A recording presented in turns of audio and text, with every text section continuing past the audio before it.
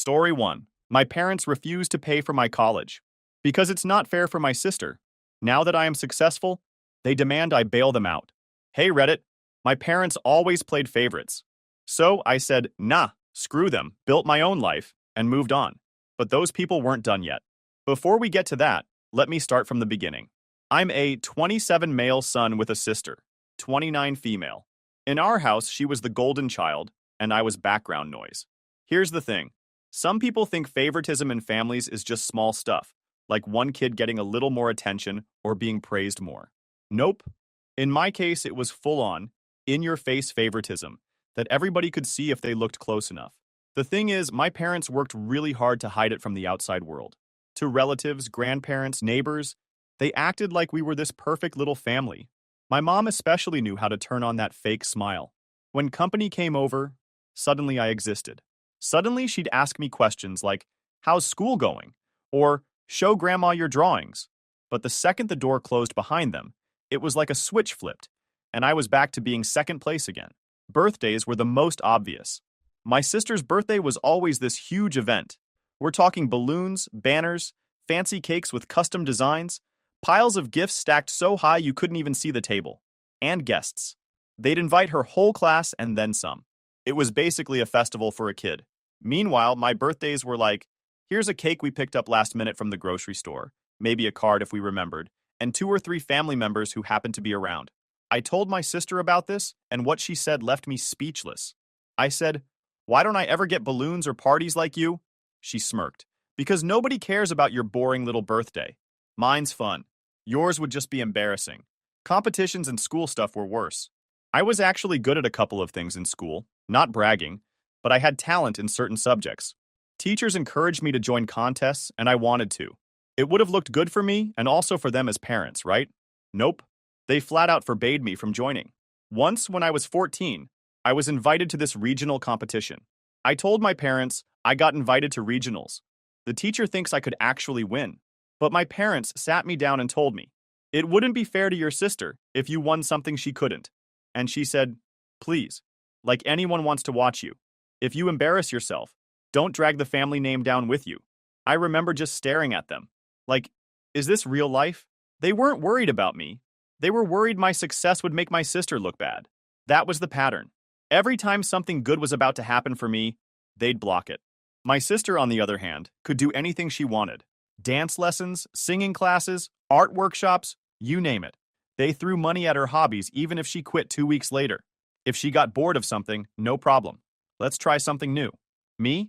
I once asked to take a class for something I liked, and my dad laughed and said, we don't waste money on things you'll never be good at. That one stung. And I was only like 12 at the time. There were times when I thought maybe I was overreacting, like maybe I was just sensitive or imagining things. But then my aunt, my mom's sister, started noticing. She'd pull me aside and ask if I was okay, or she'd give me a little extra gift on my birthday because she knew my parents weren't going to bother. She saw the way they treated my sister like royalty while I was just there, and she made it clear she didn't agree with it.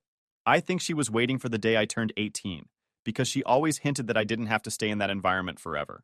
Looking back, I think my parents wanted to keep up appearances more than anything. They wanted the family image. 1 daughter, 1 son, a happy house, supportive parents. But behind closed doors, they had already picked their favorite. By the time I was a teenager, I had kind of given up on expecting anything from them. I stopped asking for birthday parties. I stopped asking to join things. I just focused on what I could do myself. But even then, they still found ways to remind me I wasn't supposed to stand out. If my sister failed a test, they'd blame the teacher. If I got an A, they'd say, well, it's not that hard of a subject. Like they couldn't let me have even a tiny win.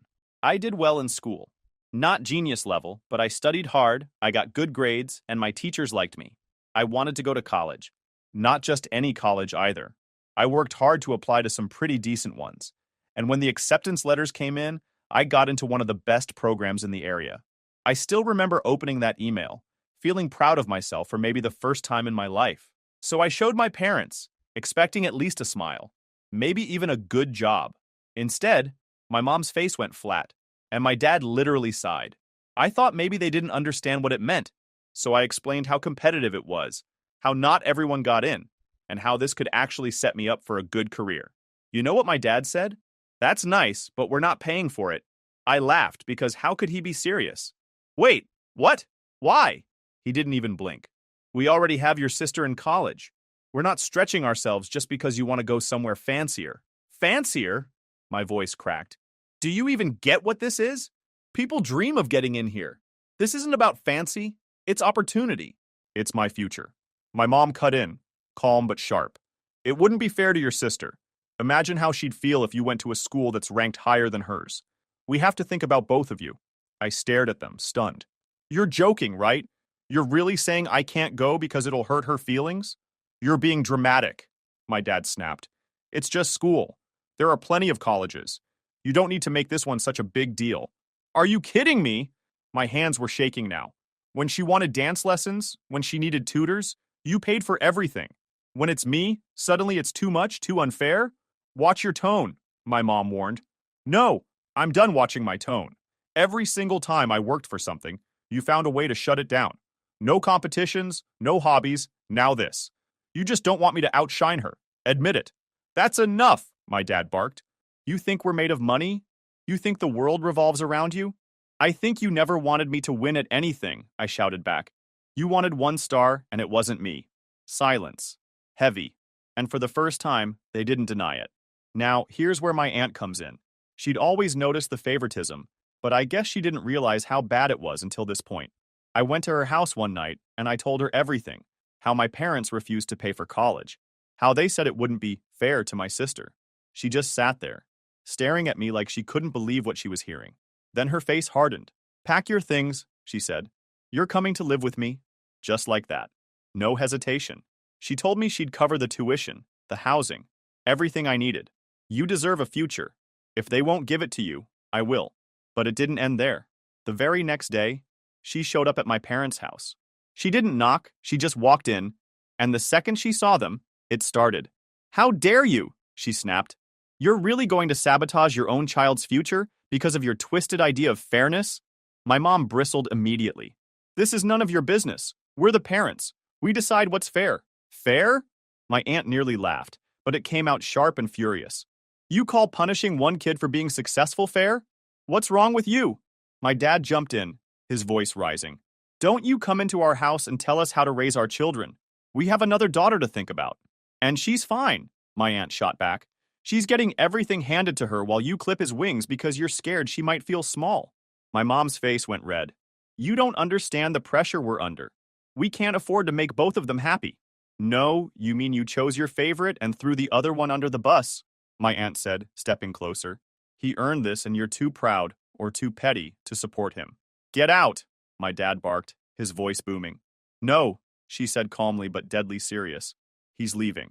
With me. And one day when you're wondering why he doesn't come back, remember this moment. Remember who walked away from him first. The room went still. My parents didn't say another word, but their silence was louder than anything. Then, I was packing my suitcase quietly, folding each shirt like I was trying not to shake, when my mom stood in the doorway. You'll regret this, she said again, her voice sharp and almost gleeful. You'll come crawling back when she gets tired of you? My dad didn't even look up from his chair, just sat there pretending I wasn't in the room, like ignoring me would make me disappear. My sister leaned on the wall, arms crossed, a little smirk on her face like she'd already won. And then the front door opened. My aunt walked in. She didn't bother with hellos. Is he ready? She asked, her tone like steel. My mom spun around. You're not taking him anywhere. He's our son. No, my aunt said, stepping closer. He's a kid you've been holding back for years, and now you're mad because someone finally noticed. My dad stood, finally breaking his silence. You don't come into my house and undermine me. We've raised our children just fine. Fine? My aunt's voice rose. Fine is when you actually support them. Fine is when you don't punish one child because the other can't keep up. You care more about your reputation than his future. My mom's face flushed red. You don't understand the pressure we're under. Stop, my aunt snapped. You've had years to fix this. Instead, you doubled down on favoritism and called it fairness. Well, guess what? He's leaving. And one day, when he doesn't answer your calls, remember this moment. The room was tense, thick with words no one could take back. My parents glared. My sister rolled her eyes, but no one moved to stop me. I didn't even say goodbye. I just picked up my bag, walked out the door, and for the first time, felt free. My parents became furious because it made them look bad in front of the family. But they never told anyone the truth. So when I suddenly packed up and moved to my aunt's house, they had to explain why. And they hated that. Living with my aunt was a complete 180. She didn't just pay for my tuition, she gave me a home where I wasn't constantly reminded I was second place. She encouraged me, celebrated my wins, and even on bad days, she reminded me that I mattered. I told her I'd pay her back when I could, and she said, "Don't worry about that right now, son. Just focus on your future." All I could do was smile at her. Then I worked part-time jobs to cover my own expenses because I refused to rely on my aunt for everything. She never asked for repayment, but I wanted to prove I was serious. I shelved books at the library before class, tutored in the afternoons, and stood on my feet in retail all weekend. Most nights, I came home exhausted, still facing hours of assignments. Every dollar went to food, books, and bus fare, sometimes skipping meals just to make it stretch. It wasn't easy, but I wasn't about to waste the chance she gave me. I also made a promise to myself that day. If my parents ever came asking me for help down the line, I would remember this moment. I would remember the way they looked me in the eye and said, "We're not paying for your future because it wouldn't be fair to your sister." And I would never forget it. Moving in with my aunt felt like stepping into another world. It was just different. At her place, I was just treated like a normal person. She didn't make a big deal about it, she didn't baby me, but she respected me. If I did something good, she said, "Good job." If I messed something up, she didn't blow up, she just helped me fix it. And she supported my college decision from day one. She even came with me to orientation, asked questions about housing, made sure I had what I needed. Meanwhile, my actual parents were doing damage control. They told my grandparents I moved in with my aunt just because it was closer to campus and more convenient. They made it sound like it was a mutual decision instead of them refusing to pay for my future. But I didn't bother calling them out publicly. I just focused on school. I had space to think about myself. I worked hard, I studied, and I was actually doing well. Every small achievement felt huge to me, not because of bragging rights, but because it was mine. Nobody could take it away. Nobody could say, "Don't do that. It'll upset your sister." It was just mine. And speaking of my sister, she wasn't doing so well. I'd hear little updates here and there from my grandparents. She had graduated from her program, but instead of actually finding a job in her field, she decided she wanted to be her own boss, which basically meant starting random businesses with no plan. First, it was a small shop, then some online thing, then another project. Every single one of them failed. And every time, my parents bailed her out. Whenever anyone suggested she just get a normal job, she'd roll her eyes and say, "Why should I waste time making coffee for strangers when I can be an entrepreneur?" And when her ventures collapsed, she always had a ready excuse. "The market just isn't ready for my idea," or "If mom and dad had given me more funding, it would have worked." It was ridiculous. She never once considered just getting a regular job. To her, that was beneath her. She wanted to skip straight to being successful without putting in the work. And my parents enabled it, just like they always had. She'd come up with some new business idea, and instead of telling her to be realistic, they'd pour more money into it. Then it'd crash, and they'd act surprised. Rinse and repeat. By the time I graduated, I had more work experience on my resume than my sister did, even though she was older. And when I landed my first real job, it felt like I had finally crossed this invisible line. I wasn't just surviving anymore. I was standing on my own 2 feet. After a couple years, I managed to save up enough for a down payment on a house. Nothing crazy, but it was mine. I'll never forget the day I signed those papers. My aunt came with me and she cried. Not big dramatic tears, but just this proud, quiet moment. She said, "You did this all by yourself." All that time, my parents kept pretending everything was fine. At family gatherings, they'd talk about how both their kids are doing well. They'd brag about my sister's business ventures like she was some kind of mogul. They barely mentioned me except in vague ways like, "Oh yes, he's working now, he's fine." They never admitted I lived with my aunt for years. They never admitted they didn't support me through college. But here's the thing, I didn't even care anymore. I had my aunt, I had my grandparents, and that was enough. They were the ones who showed up for me. The rest was just noise. I also paid my aunt back every cent she spent on my college. It took time, but I made sure to do it. She tried to refuse at first, but I insisted. I told her it was important to me, not just for the money, but to prove to myself that I could stand on my own. And while I was building my life, my parents were digging themselves deeper into debt. My sister's failures piled up, and instead of letting her face reality, They even took a loan so they could keep throwing money at her. From what I heard later, they even started borrowing from other relatives. They were so desperate to keep the golden child dream alive that they didn't realize they were sinking themselves. Looking back, moving in with my aunt was the turning point. It wasn't easy, but it was freedom. It was the first time I got to write my own story instead of being forced into the role of the shadow. By the time all this happened, I had been working at my job for a few years. Things were stable, I was paying my bills, I owned my house, and life felt good. For once in my life, I wasn't stressed about what my parents thought. I wasn't second-guessing every move I made, I was just living. And then, 2 months ago, I got a promotion that changed everything. Now, this wasn't some tiny, we'll give you an extra dollar an hour kind of thing. It was a real, proper promotion with a big raise. The kind of raise where you sit there staring at the HR email like, wait, is this real? Did they actually mean to send this to me? I'd worked my ass off for it too. Late nights, extra projects, going above and beyond when nobody asked me to, and it finally paid off. The first people I wanted to tell were my aunt and my grandparents. They were the ones who had supported me from day one, the people who believed in me when my own parents didn't. So I called them up and told them the good news. My aunt cried on the phone. My grandma said she always knew I'd do well. My grandpa told me I deserved it and that he was proud of me. That call meant more than the actual promotion itself. To celebrate, I decided to take them out to dinner. Not just any dinner, but somewhere fancy. The dinner itself was amazing. We laughed, we ate, we talked about all the struggles it took to get there. My aunt kept saying, "See? I told you it would all work out." She's the type who always had faith in me even when I didn't have it in myself. My grandparents were glowing. They told stories about when I was a kid, about how they always saw me as the quiet achiever, even if my parents never acknowledged it. I felt like my effort had come full circle, like I wasn't just surviving anymore, I was thriving. At the end of the night, my aunt snapped some pictures of us at the table. Nothing over the top, just a few happy shots. Later, she posted them on Instagram. She wrote this long caption about how proud she was, how she'd seen me struggle and grow, and how now I was able to enjoy the fruits of my hard work. I didn't think anything of it at first. To me, it was just a sweet post from my aunt. But of course, my sister follows her, and that's when the whole mess started. Apparently, she saw the pictures of us at the fancy restaurant and immediately flipped out. She sent me a message on Instagram. "Wow, must be nice flaunting money while your real family can't even keep the lights on." I stared at the message for a while, trying to process the audacity. This was the first time she had spoken to me in years. Years. Not a "hey, congrats on the promotion." Not a "how are you doing?" Not even a basic "hello." Just straight up entitlement. She saw me doing well, and her first instinct wasn't to be happy for me. It was to demand I share it with them. I told her, I worked for this. Nobody handed it to me. And she replied, "Spare me. You wouldn't even have a degree if Auntie hadn't rescued you. You think you're so special because you got lucky with a job?"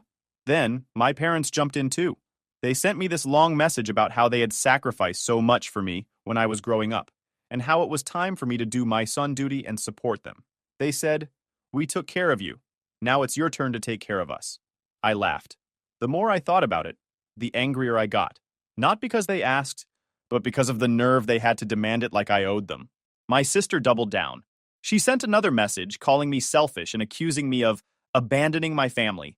She said I owed her too because apparently all her failed businesses were for the family and I should be supporting her dreams since I had a steady income. She also said, "If you really cared about family, you'd invest in me. We'd all benefit once I blow up." I thought that would be the end of it, but later I ran into her on the street. Of course, she couldn't just walk by. She had to start something. She crossed her arms and sneered, "Well, well, well, Mr. Big Promotion. Must feel good thinking you're better than the rest of us." I kept my voice steady. "I don't think I'm better. I just worked harder. There's a difference. Please, if I had half the chances you had, I'd be running my own empire by now." She shot back. "Chances?" I raised an eyebrow. "You burned through every chance you were handed. Don't blame me for your laziness." "Laziness!" she scoffed, voice dripping with sarcasm. "I'm an entrepreneur. I don't waste my life slaving at some desk." I smirked. "Entrepreneurs actually build something. You just drain wallets and call it vision. There's a difference." She lifted her chin, trying to sound confident. "You'll regret cutting us off. When my next idea takes off, you'll be the one begging to be in my shadow." I stepped closer. "Number, the only thing I regret is giving you this much of my time. Enjoy your fantasy, but don't expect me to bankroll it. Ever." I turned and started walking away. Behind me, she snapped, her voice rising. "You'll regret this," she screamed. "You think you're better than me now, but you're nothing without us. Nothing." I didn't even look back, just kept walking, leaving her shouting at empty air. The audacity left me speechless. This was the same sister who had gotten everything handed to her on a silver platter while I was told to settle for scraps.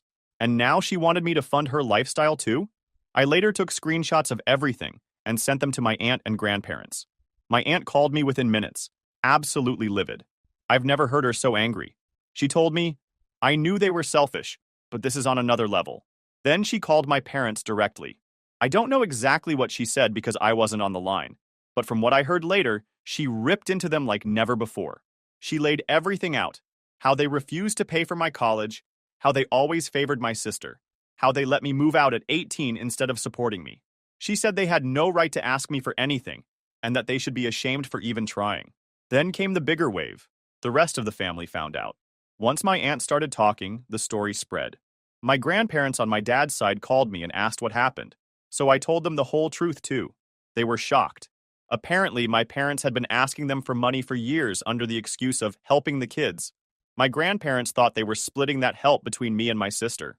When they found out it had all gone to funding my sister's endless failed businesses while I got nothing, they were furious. They called my parents and cut them off financially right then and there. They told them if my sister wanted to be an adult, she needed to get a job and pay off her debts like everyone else. No more handouts. I didn't even know my grandparents had been giving them money before this. It blew my mind how much my parents had lied to keep up the Golden Child Act. They pretended to everyone that they were supporting both kids equally, when in reality they were funneling everything into one and sabotaging the other. And here's the thing. The second their little secret got exposed, their perfect family image crumbled. Relatives who used to fawn over my sister started side-eyeing my parents. People who thought my mom was this amazing, selfless mother realized she'd been playing favorites the whole time. My sister, of course, blamed me. She fired off another message. I was airing dirty laundry and making the family hate them. Suddenly I was the villain because I didn't keep quiet. Then she called. No hello, just screaming. You've ruined everything. You owe us. Those businesses were for the family. I let her rant for maybe a minute, then said, done? She got louder. Click. Blocked mid-yell. Best sound I'd heard in years. My parents switched tactics after that, but not to apologize. My phone lit up daily with guilt trips and rage. You've ruined this family. You'll regret cutting us off. You think you're better than us? You're nothing without us. They even dragged relatives into it, telling anyone who would listen that I was ungrateful and cruel. When that didn't get a reaction, they escalated. Angry voicemails, late-night calls, even showing up uninvited near my aunt's house. They tried every angle, begging, threatening, gaslighting. One day it was, we're your parents, you owe us. The next it was, fine, don't come crawling back when you fail. Then I did something for myself for once. I bought a motorcycle, something I'd wanted since I was a kid, but was always told was irresponsible. I rode it everywhere, hair whipping in the wind, blasting music through my helmet, not thinking once about their approval. My sister was living rent-free in my parents' house, mooching off them while they drowned in debt, and somehow I was supposed to be jealous? It was so delusional that it almost didn't even make me mad anymore. What did make me mad was her blaming me for ruining their reputation. According to her, the only reason the rest of the family was judging them now was because I aired dirty laundry. Like, no. The reason people were judging them was because they found out the truth, the years of favoritism, the college thing, the way they propped her up while tearing me down. I didn't make any of that happen. I just stopped keeping their secret. That's when the begging started. My mom sent another message basically saying, please don't cut us off. We know we weren't perfect, but we're still your parents. My dad wrote something about how we should stick together in hard times. And the funniest part? They tried to guilt trip me by saying, think of your sister. She needs you. Like I hadn't spent my entire childhood being sacrificed just so she could feel like the center of the universe. I didn't respond to any of it. Not one word. Instead, I blocked them. Phone, social media, everything. I told my maternal grandparents that I didn't want updates about them anymore. I didn't care what excuse they had, what apology they crafted, what sob story they spun. I was done. The satisfaction I felt blocking them was something I can't even describe. It wasn't anger. It wasn't even revenge in the dramatic sense. It was relief, like I had finally closed a door that should have been shut a long time ago. The rest of the family, meanwhile, had completely turned on them. My aunt wasn't letting up. Every time they tried to spin a new excuse, she shut it down. My dad's parents refused to send them another dime. The girl who once walked into every family gathering like royalty was suddenly just ignored. No one asked about her businesses anymore. No one cared about her big plans. They'd learned the truth. I heard from my aunt later that my mom cried on the phone, saying she didn't know where she went wrong. And honestly, maybe that was true in her mind. Maybe she really didn't see it. But from my perspective, she knew exactly what she was doing. Every time she said it wouldn't be fair to your sister, she was making a choice. And those choices had consequences. My dad, he just went quiet.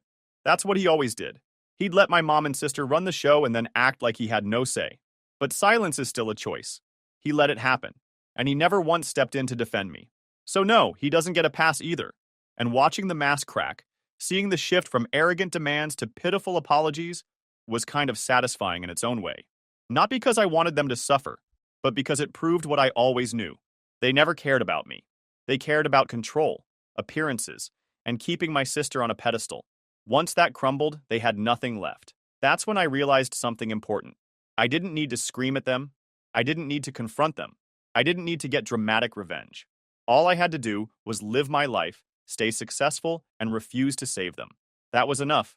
The irony was almost funny. They spent years holding me back to keep her on top. And now, she was unemployed, drowning in debt, and being judged by the whole family. For once, the truth was out there. Everyone knew who they really were. They couldn't hide behind fake smiles and social media posts anymore. And honestly, that felt better than any revenge I could have planned.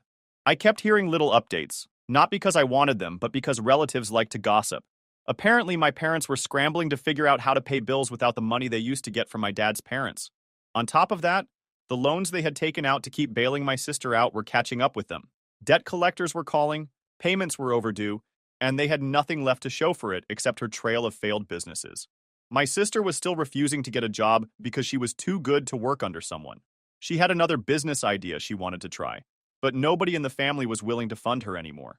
Even my grandparents on my dad's side told her flat out that if she wanted money, she needed to earn it. For years, they sacrificed me at the altar of her ego. They blocked me from shining, made sure my birthdays were smaller, stopped me from competing in things I could have won, and even refused to pay for my education because it might make her look bad. They made her believe the world revolved around her, and now she was living like it did, waiting for someone else to fix everything. Except this time, there was no one left to do it. What really stunned me was how my aunt and grandparents reacted. They didn't just support me, they went to bat for me. My aunt ripped into my parents, my dad's parents cut them off financially, and praised me for building my own life. And my mom's parents told me to focus on my happiness. For the first time, I felt truly seen. My aunt was my rock through it all. You don't owe them anything, she'd remind me. And she was right. She's the one who saved me, believed in me, and gave me a future. And my sister? She kept sending little jabs through other people, saying I was cold or heartless. They took out loans, and some accounts were even opened in my sister's name. Now the calls weren't just going to them. They were going to her too. The self-proclaimed CEO who thought she was too good for a real job couldn't even get approved for a cell phone contract anymore. While I was signing mortgage papers, she was still sleeping till noon in the same bedroom she'd had as a teenager. No job, no money, no plan. After everything that went down with my parents and sister, I focused completely on myself. I didn't want to carry their drama into my adult life. It wasn't easy at first. Cutting off your own family, even if they treated you like crap, leaves this weird empty space. But slowly I started filling that space with people who actually cared. In the end, I didn't need revenge. Karma handled them. I focused on winning at life. Story 2. After my business sank. She returned after a year with bruises. Hello, everyone. I am 36 years old. My ex-wife Vera is 29 years old. Vera and I were married for only 3 years before everything went downhill for me. She showed her true colors. Vera and I dated for a year and 4 months before we got married. Soon after we started dating, I told Vera that I aspired to start my own business. So I worked day and night. I had a part-time job on top of my regular job. I used the money from my day job to pay for rent, bills, and food, while the money from my part-time job went into funding my business. Vera worked as a sales manager at a retail store, and she seemed very supportive of my business idea at the beginning of our relationship. She even pushed me to work harder to expand the business. However, after we got married, she didn't seem very interested in the business anymore. She even jokingly told me to focus on other important things besides the business. My business wasn't going as well as I had hoped, but I stayed determined because it was my dream, and I knew it was possible to make a profit. Fast forward to the first year of our marriage. After several meetings and much persuasion, I had a great opportunity when one of my rich friends offered to invest in my business. Vera and I were over the moon celebrating a victory. She pretended to believe in me and constantly pushed me to do things. My business was a small logistics company that I had been nurturing for a long time, believing that with proper management, it could become one of the biggest companies in our state. With the funding, I bought more delivery bikes and truck to transport goods. With the additional bikes, the business took off and our income increased. I also invested some money in marketing and signage, which paid off. However, I noticed a significant change in Vera's mentality shortly after receiving the investment. We started arguing almost every day, and the reason was always money. She argued because she wanted me to give her money to go shopping, move to a bigger apartment, and go on a week-long vacation, all of which were expenses that should have been invested in my business when I opposed the idea. She got angry. I understood her desire for shopping, and I even promised to give her money to buy a beautiful Chanel bag that she had been admiring.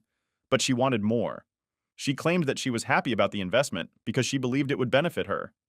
I was taken aback by her demands because I knew how much I had struggled with my business and how hard I had worked.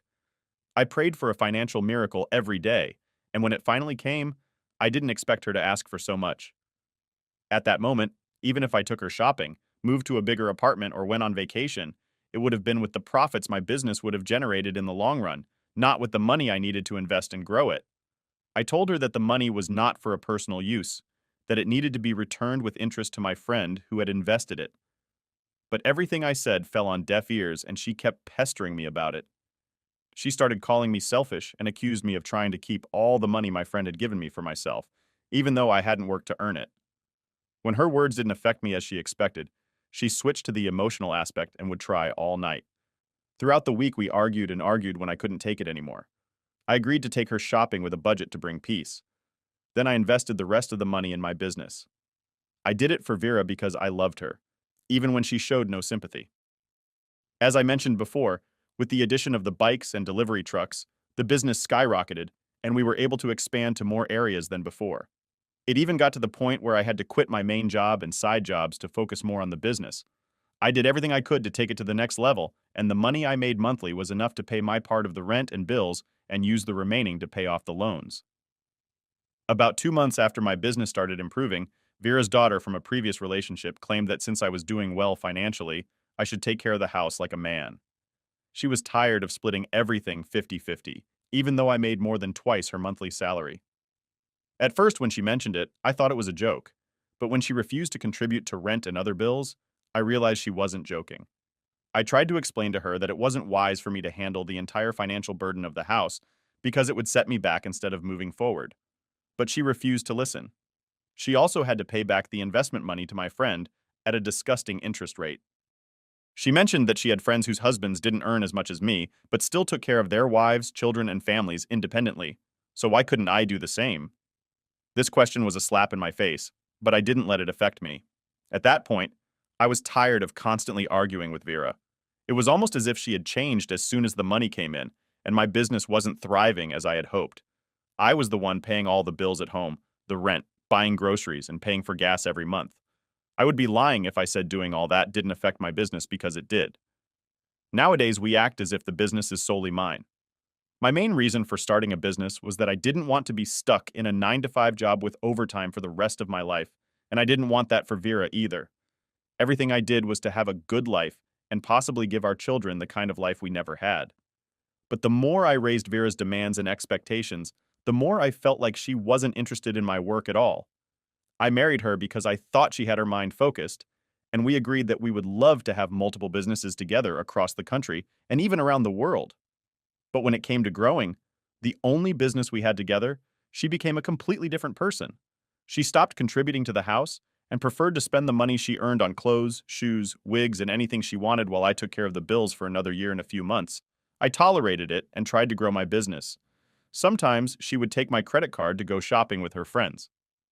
So you can imagine that when I was going through tough financial times, my business would take one step forward and 3 steps back. Unfortunately, I couldn't continue like that because I had to pay back the money with interest and I found myself in serious debt problems. I had to step back for a while. It got so bad that I had to sell all my bikes, my personal car, and family heirlooms to pay off the debt. In the end, I was left with nothing, not even a cent. When this happened, I went through hell at various hands. She started saying terrible things to me, saying something like, "We would have used the funding money to live a good life, but because of my greed, I lost everything."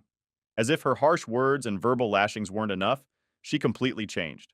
We used to split household chores, but when my business went under, she told me to do my own laundry, cook my own meals, and clean the house. Since I was at home, apparently not working, she would literally seize every opportunity to rub it in my face how she was making money while I was unemployed. She aggressively pursued jobs to cover her expenses. After going through such a big loss, the business was the least of my concerns. Survival was my priority. It was during this time that I realized she was always smiling and typing on her phone. Then she would come home with expensive gifts like bags, pots, shoes, and clothes. I knew she couldn't afford them because her salary alone couldn't buy her branded bag, and she would have had to save her salary for at least 4 months to get one of those high-end items. As soon as I realized she was coming home late every week with expensive things, I questioned her about it. And every time I did, she would turn it around on me and remind me that I had no right to question her because I didn't have a job and could never buy her those things. With her new attitude, I knew our intimacy would suffer. And that's exactly what happened. She stopped sleeping in our bedroom because she knew I would try to touch her. So just like that, our marriage became a nightmare in the blink of an eye. I think it was about 2 or 3 months after she started coming home with expensive things that I found it unbearable to tolerate her tantrums. But at that time, my prayer was to find a job as soon as possible. However, one night she came home and told me she wanted a divorce. She said she couldn't stand being married to me anymore, and revealed that she had married me because she thought I had a promising future, which apparently didn't impress her. I didn't try to beg or convince her in a way I knew it was coming. I was already tired of everything, and I believed that divorcing was the right thing to do. Even though I loved her, I couldn't live or stay married to a woman who mocked me, insulted me, and made me feel useless at every opportunity she had. So I signed the papers. She moved out before our divorce was finalized. Shortly after our divorce, I was at home thinking about my life when she messaged me on Facebook. When I opened it, it was a photo of her in a bikini on a yacht with my rich friend. It was the same rich friend who had financed my business, and I couldn't feel more betrayed at that moment. It all made sense. The expensive gifts, the perfumes coming home late with new items. I couldn't even cry because what she had done already surpassed the phase of expressing my anguish in tears. I even felt sorry for her because my rich friend had a history of using women and had been divorced 4 times. In response to the photo she sent to taunt me, I replied, "Enjoy it while it lasts." And then I blocked her. Moving on was difficult, especially without a job and without someone supporting me financially and emotionally. It was tough, and there were days when I thought about ending things because I was mentally in a very dark place. I even moved in with my younger brother because I couldn't afford rent or my basic needs. 4 months after Vera left me, I got a job. The salary wasn't as good as my previous job, but it was a motivating start for me. I worked very hard, did overtime, and was able to split the rent and bills with my brother for 2 months before I got my own place. My new workplace was where I met Crystal, 47-year-old woman who treated me with a special affection. She was obviously older, and at first I didn't understand why she brought me lunch, asked if we could go out together, and so on. When I asked her about it, she said that I reminded her of her late brother who passed away when he was younger, and for some strange reason, I looked and walked like him. Crystal and I became very good friends, and when I told her about my past with a failed business, she promised to help me. In the short time we had known each other, I had already fallen in love with her. She cared about me and treated me with so much love. I hadn't even received the kind of care and love in the 3 years when I was married to Vera with Crystal. I felt spoiled, and I couldn't help but fall in love with her. Surprisingly, the help came. Crystal kept her promise and introduced me to someone who could help me financially. The person she introduced me to owed Crystal a favor in return for her help. Crystal also gave me a significant amount of money to invest in my business with the agreement that I would pay her back monthly. She also shared ideas with me on how to boost and expand my business, offering something that my competitor editors didn't. I know it all sounds too good to be true, and that's exactly how I felt. Within the span of 9 months after Vera and I divorced, things took a turn for the better. If someone had told me that I would recover so quickly, I wouldn't have believed it. The only exception was that Crystal didn't see me the same way I saw her. She saw me as her beloved brother, whom she missed dearly. She promised to continue supporting me as long as I held up my end of the deal. Crystal was almost 11 years older than me, and I didn't mind when she told me that we couldn't be together because she saw me as her brother. It hurt a little, But I got over it and decided to focus on growing my business. Although it felt like starting from scratch since I had sold my bikes, I didn't mind having a logistics business was something I genuinely wanted and was passionate about. I was determined to make it work with the funds provided. My business came back to life, and I felt truly happy. Just 3 weeks ago, almost a year after Vera and I divorced, I received a call from her. She said she wanted to see me. I thought she must have heard about my new success and wanted to see things for herself. So I agreed to meet her. I invited her to the headquarters of my company so she could see things for herself. I did it to rub it in her face. When she came, she looked so thin and didn't give the aura of a rich man's wife. Deep down, I wanted to ask her if everything was okay, but I didn't. My only purpose was to show her that I was doing well, even better than last time. The problem is that Vera called me again 2 days ago and asked if she could get back together with me because she was going through a lot with her new husband. I am very sorry, but your dream business has gone down the drain from the lack of respect to complete selfishness. It's disgusting to think that she only pretended to support you and your dreams, and it's quite shocking that your rich friend decided to indulge her and even sent you the photo to rub it in your face. What she's doing is despicable. She's just a lazy good-for-nothing, hungry for anything shiny and new. As for your business, I'm glad you have someone in your life who wholeheartedly believes in you. Keep focusing on your business. Now it's your baby. Don't let anything coming your way and try not to get distracted. I met with her a couple of months ago. This time her face was full of bruises. She told me she regretted divorcing me because even when I had little money, I treated her well and spoiled her like a queen. She regretted leaving me. She said she was suffering physically, mentally, and emotionally at the hands of her new husband. I feel very sorry for her as her husband is a terrible person who physically abuses her and she can't even report him because he is disgustingly wealthy. She also admitted that she had no job, and he didn't let her work because he provided her with everything she wanted and that suffocated her. She bitterly complained about his infidelity and how he brought different girls home every day, not caring about her presence. From everything she said, I don't know how much of it is true. All I can confirm is what I saw on her body. She looked physically, mentally, and emotionally unwell. It was evident that she had suffered abuse since the first month of her marriage, but she never called or complained about it until my business came back to life. Why? I shouldn't get back with her. And when I saw her begging, I said to her to give me time to think about it. I genuinely look forward to getting my revenge and making her feel the same pain I feel. It's quite embarrassing that she tried to get back with me after treating me as if I were worthless. Anyway, it's been a month now, and I can't begin to list all the things she did for me to get back together with her. She even shared explicit photos of my request, and we were constantly chatting ever since I told her that I would think about it. It was almost as if she was handed to me on a silver platter. All I needed was a month. She made it very easy for me. During that month, she did everything I asked her to do. Even getting shocked and cheated, I planted a kiss on her cheek, and she couldn't stop smiling and greeting me as she headed towards her car that day. I deliberately asked her to send me the explicit photos because I knew that after everything, desperate times call for desperate measures. So, after I had enough of her explicit photos, I compiled all our chats about how she would divorce her husband and all the horrible things he had done. I unblocked my friend and sent him all the photos and screenshots of our conversations. Then I left him a message saying, "Helping you dodged a bullet, bro." I waited for him to see the message, and as soon as he did, I received a call from Vera. She was crying and breathing heavily over the phone when she finally could speak. She told me that her husband had kicked her out of the house and confiscated everything he bought for her because, according to his words, it had been years and nothing, and she had to leave with nothing. After crying and insisting, she told me that she was coming to my house so we could officially be together as we had planned.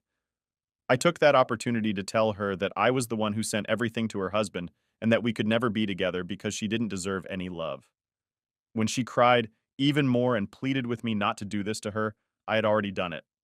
I warned her not to show up at my house or business, or I would have her arrested.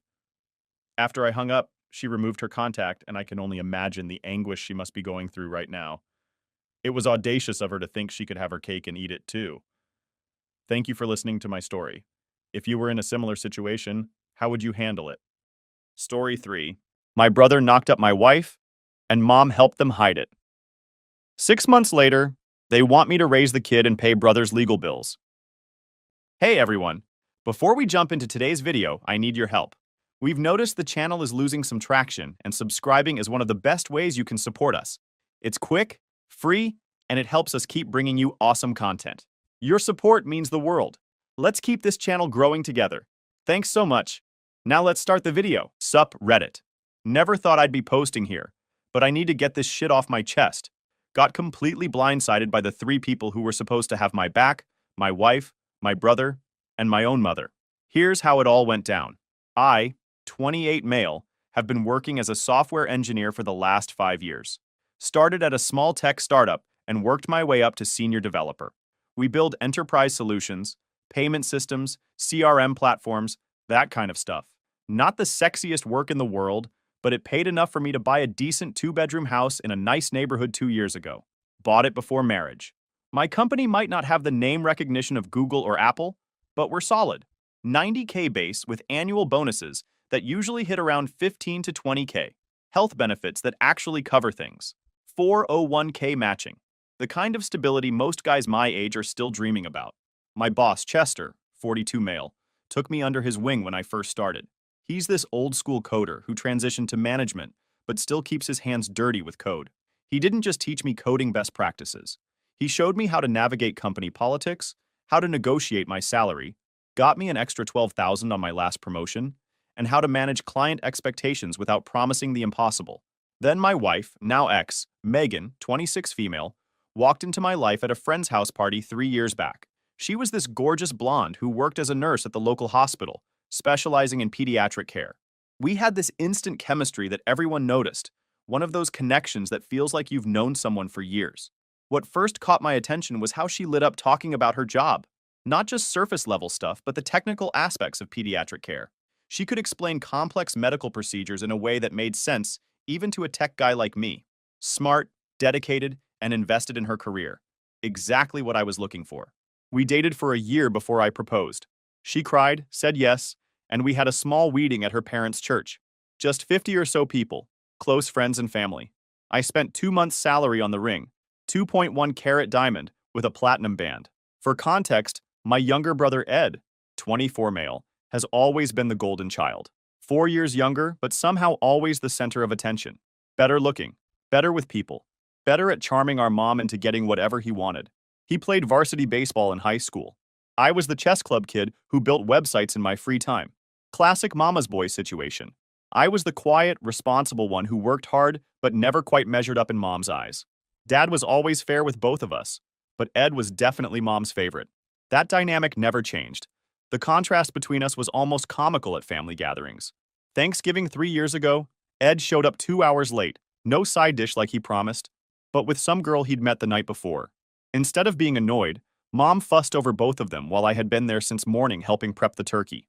Dad just shook his head and poured me an extra glass of water when Mom wasn't looking. Dad's a retired mechanical engineer. Logical, methodical, plays by the rules. He taught me how to change oil in my first car, how to fix a leaky faucet, all that practical dad stuff. He never understood my coding work, but respected that I'd found a solid career. Mom's a former elementary school teacher who retired early when Dad's engineering firm took off.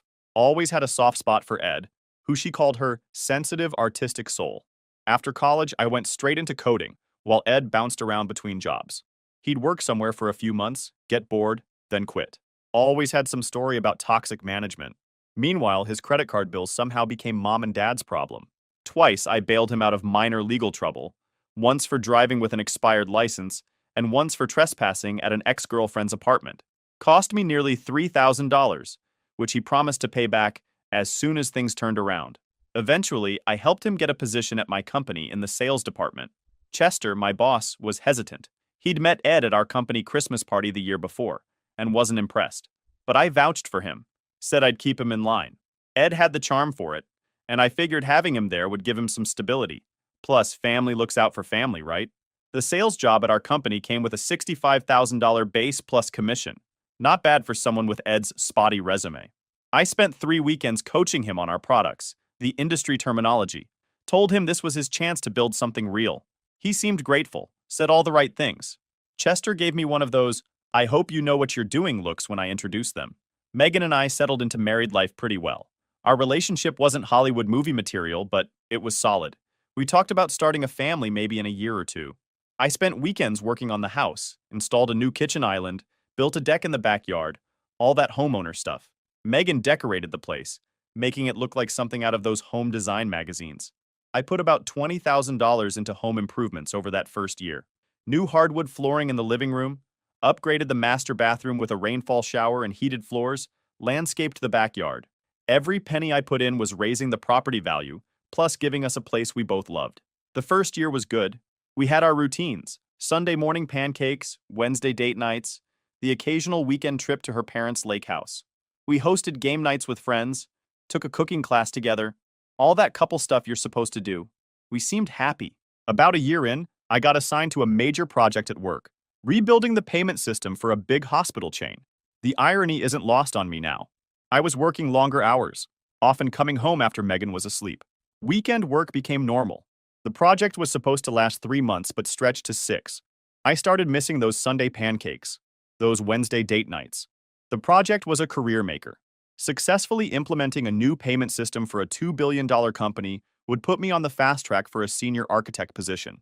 Bigger salary, stock options, more control over which projects I worked on. I explained all this to Megan, and she seemed to understand. She even brought me dinner at the office a few times during those first weeks of overtime. During this time, Megan made a new friend at work, Alexis, this travel nurse from Seattle who was doing a 6-month rotation at our hospital. Alexis was everything Megan wasn't. Single, carefree, kinda wild. Suddenly, Megan was going out for girls' nights with Alexis and coming home with stories about clubs I didn't know existed in our city. I was too busy with my project to really notice how much things were changing. Things started feeling weird about 4 months before things imploded, right around when my big project was wrapping up. The system was finally launched, and I was looking forward to getting back to normal life with Megan. But somewhere along the way, normal had shifted. Megan's schedule got unpredictable. She'd always been consistent with her hospital shifts, 3 12-hour days, then 4 days off. But suddenly she was picking up extra shifts and going out with co-workers more often. When I asked, she'd say the hospital was short-staffed or that her friend Amber was going through a breakup and needed support. I checked our bank statements one night and noticed Megan had been withdrawing $200 to $300 in cash every week for the past 2 months. When I asked about it casually, she said something vague about preferring cash for small purchases and girls' nights out. Made sense on the surface, but it was new behavior. I tried to reconnect, suggested we take a weekend trip to celebrate my project being done. She said she couldn't get the time off. I offered to cook her favorite dinner. She texted last minute saying Alexis needed her help with something. A rational person might have connected these dots sooner, but I was still operating on trust. 6 years of building enterprise systems had trained me to look for multiple data points before declaring a bug. I needed more evidence. Then there was the phone stuff. She'd be texting constantly with this little smile on her face, but the second I walked in the room, phone flipped over. When I asked who she was talking to, she'd say, "Just Amber," or "work group chat." After I got Ed the sales job at my company, he started coming to office happy hours more. Megan would show up too, saying she wanted to support both of us. There was this one night at Barley's where I got stuck talking to a client who showed up unexpectedly. I was across the room for maybe 45 minutes. When I finally broke free, I found Megan and Ed in this deep conversation in a corner booth, heads almost touching. They jumped a little when I walked up. Ed immediately launched into this story about a potential lead at the hospital where Megan worked, how they were discussing an in with the procurement department. Made sense on the surface. What didn't make sense was how Ed's hand lingered on Megan's arm a beat too long, or how Megan's cheeks were flushed in that way I recognized from our early dating days. But again, my own brother, my own wife, I filed it away as an anomaly, not a pattern. Ed started showing up at our place unannounced too. He'd bring Megan these little gifts. Her favorite coffee from that specialty shop downtown, fancy chocolates or candles she liked. When I thanked him for being thoughtful, he'd say shit like, "Just looking out for my sister-in-law." I actually thought it was nice at the time. Freaking clueless. At work, Ed was actually doing well in sales. Hit 115% of his quota 3 months in a row. Started dressing better. Seemed more focused. I was secretly proud that my helping him had paid off. Co-workers would congratulate me on straightening Ed out, and I'd feel this misplaced sense of brotherly accomplishment. Then, about 2 months after, Megan started getting sick in the mornings. I'd hear her in the bathroom at 6 a.m., the shower running to mask the sounds. One morning I got up to check on her, held her hair back while she threw up. I suggested maybe she was pregnant, and she freaked out, like genuinely panicked. Said it was just a stomach bug going around the hospital. She immediately scheduled a doctor's appointment, but didn't want me to go with her. Said it was nothing to worry about. I'd been tracking her cycle on my calendar. We were supposedly trying for a baby after all. She was 2 weeks late, which had never happened before. I didn't press her on it, though. Figured she'd tell me when she was ready. Maybe she wanted to be sure before sharing the news. My friend Kevin, who works in hospital administration, not at Megan's hospital, met me for drinks around this time. He asked how things were going, and I mentioned Megan's mysterious stomach bug. "Morning sickness, bro," he said with a wink. I told him Megan denied it, and he got this weird look on his face. "You two still trying?" When I said yes, he just nodded and changed the subject. Later that night, he texted me, "Hey man, not trying to cause trouble, but how's Ed doing at your company?" I replied that he was doing fine, hitting his sales targets. Kevin never explained why he asked. Around this time, Mom started acting weird too. She'd call Megan directly instead of calling our home phone like usual. When I'd be around during these calls, Megan would say things like, "Yes, I got that recipe," or "I'll check that sale." But the conversations seemed longer than they needed to be. Once I walked in while they were on speaker, and Mom quickly said, "Oh, Josh is home. We'll talk later." Mom had always liked Megan, but suddenly they had this new closeness. They'd go shopping together, had inside jokes I wasn't part of. Mom even gave Megan a family heirloom necklace that had been promised to my future wife since I was a kid. When I mentioned being surprised by this, Mom said, "Well, she is your wife now, isn't she?" Something in her tone felt off. Everything fell apart on a Thursday in April. I was working from home while Megan had a shift at the hospital. I'd made plans to surprise her with her favorite takeout for dinner when she got home, hoping to reconnect after weeks of feeling distance between us. Around lunchtime, I got an email notification that a furniture delivery I'd been waiting on was scheduled for tomorrow. I needed to confirm the time slot, but couldn't find the original confirmation in my inbox to reply to. We shared a desktop computer in our home office that we both used, Megan for her nursing continuing education, and me for personal projects. I was logged into my email account, but remembered Megan sometimes organized my emails when using the computer. She was big on inbox zero while I let emails pile up. I figured maybe Megan had seen it and moved it to a folder, so I logged into her email to see if she'd forwarded it there. That's when I saw an email thread between her and my mom with the subject line, "Don't let Josh find out." My stomach dropped. I sat there staring at that subject line for what felt like forever. There was this voice in my head saying, "Close the browser, respect her privacy," but a louder voice saying, "WTF is this about?" I started reading through the thread, hands shaking, and it was like getting punched in the face repeatedly. Emails going back 3 months between my mom and Megan, discussing how to hide Megan's affair with Ed. The earliest emails were vague. Mom asking Megan if she was sure about this path, and warning her to be more careful around Josh. But they quickly became explicit. Mom was actually giving her advice on how to cover it up, when to claim hospital shifts, what excuses to use, even offering her house as a meeting place when Dad was out golfing. "Frank always plays 18 holes on Thursdays, so you have at least 4 hours," one email read. Mom had created a detailed schedule of when Dad would be out of the house for Megan and Ed to use. My own mother, plotting behind my back. Then the bomb. The latest emails were about the pregnancy. Megan was 2 months pregnant, confirmed by her doctor, and they weren't sure if it was mine or Ed's. The timing overlapped with both of us. There was an email with Megan panicking after I suggested the morning sickness might be pregnancy. My own mother was telling my wife to pass it off as mine either way, saying, "Josh would be a better father anyway, and what he doesn't know won't hurt him." The entire conversation read like a conspiracy novel. There were time-stamp specific alibis, contingency plans, even a shared calendar where they tracked my work schedule and planned their meetups accordingly. The systematic nature of it all was what got me. This wasn't just an impulsive mistake. It was a calculated, ongoing deception involving the 3 people who were supposed to love me most. I felt physically sick. I sat at the computer for what must have been hours, reading these emails. Every single one was more devastating than the last. I kept hoping to find something, anything, that would tell me this was all a misunderstanding, a sick joke, something other than what it was. But no, it was painfully clear. I took screenshots of everything and saved them to a flash drive. Then I printed out the most incriminating ones and put them in a folder. I called Chester. I couldn't think straight, needed someone level-headed. "You need a lawyer," he said. "Now. Don't confront them yet." Chester knew a good attorney. His second divorce had been complicated. He made the call right there from my living room, put it on speaker. Sarah Jacobson, divorce attorney. Since we lived in a fault state, and I had clear evidence of infidelity, Sarah said I was in a strong position. The fact that I had bought the house before marriage meant it wouldn't be considered marital property. Same with most of my investments and savings. She advised me to secure my finances immediately. So Chester drove me to the bank. I moved most of our joint funds into a separate account, leaving enough in the joint account to avoid claims of financial abandonment. I left exactly $5,000 in our joint account, enough to show I wasn't trying to financially strand her, but not enough to fund a new life with my brother. The rest, about $38,000, went into an individual account under just my name. I also called my investment firm and verified that my premarital assets, about $115,000 in various funds, were properly documented as separate property. By the time Megan came home that night, I had already set things in motion. Sarah was drafting divorce papers. Chester had helped me regain some composure. I didn't confront Megan that night. I was still in shock, and I needed to think strategically. "How was your shift?" I asked, my voice surprisingly steady. "Exhausting," she said, detailing some fictional emergency room crisis.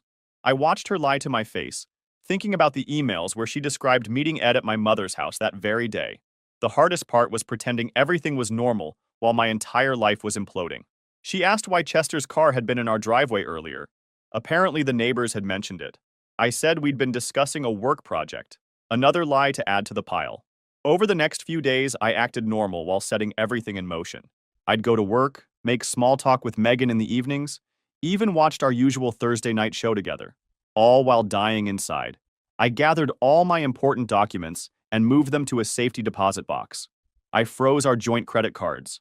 I even installed small cameras in our common areas, totally legal since it was my house.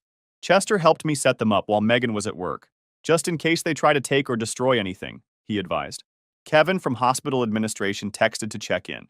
Turns out he'd seen Megan and Ed together at a restaurant weeks ago, looking more intimate than in-laws should. He'd been trying to find a way to tell me. I thanked him for trying, told him I figured it out on my own. My plan started forming on Sunday night. Megan was in the shower when a text notification popped up on her iPad on the coffee table, from Ed, saying he couldn't wait to see her tomorrow at Mom's. The betrayal was happening literally every day right under my nose. That's when I decided on the dinner plan. I called my dad Monday morning and asked if he could have a family dinner at our place that weekend. Told him I had some good news to share. "Are you sure you want to host? Your mom and I can do it," he offered. "No, I insist. I want it at our place," I said, thinking about how perfect it would be to confront them all on my territory. I invited Ed and my parents and told Megan to prepare for a special dinner. She seemed nervous, but agreed. I could see the tension in her shoulders when I mentioned Ed was coming. She texted constantly that day, probably coordinating stories with him and Mom. In the days leading up to the dinner, I met with Sarah twice more. She had drafts of the divorce filing ready. Sarah called Thursday with an update. The divorce papers would be ready Friday morning. I picked them up during my lunch break, the manila envelope burning a hole in my backpack all afternoon. The day of the dinner, I took the afternoon off work to prepare everything. Food ordered from this nice Italian place downtown. No way I was cooking. Divorce papers in a manila envelope, and a folder of emails in a larger envelope for my dad.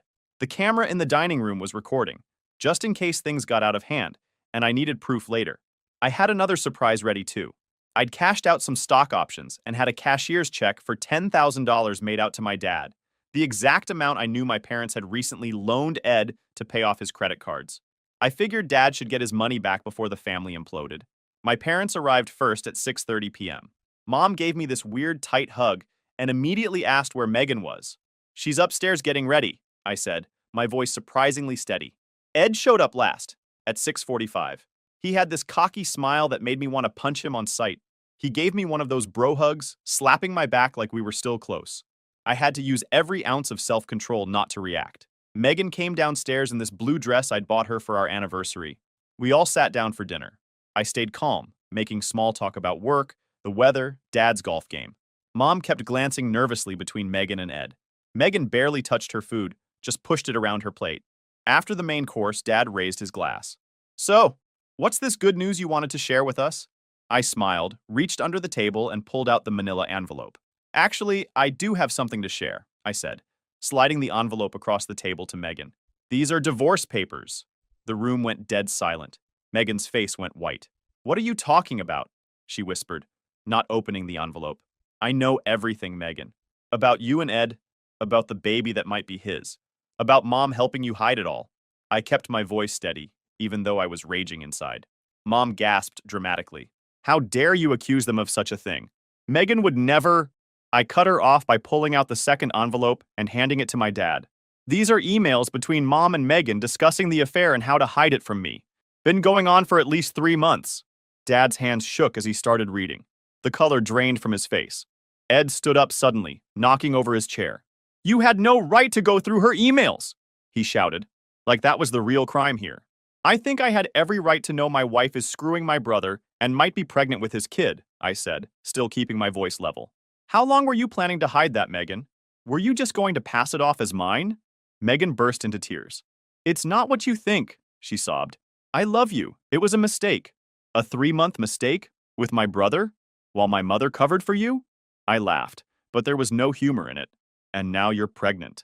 Mom tried to reach for the papers Dad was reading, but he held them away from her.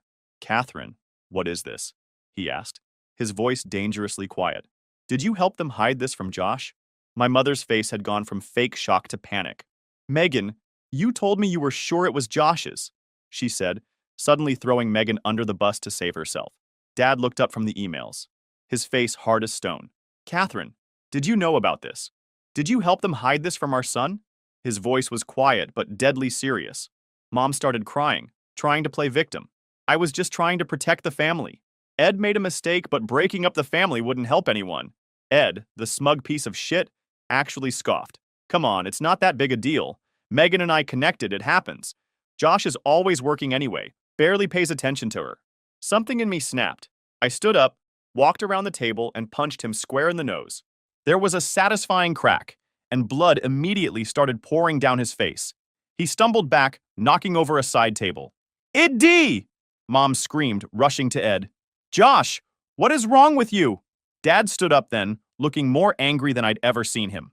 Enough, Catherine!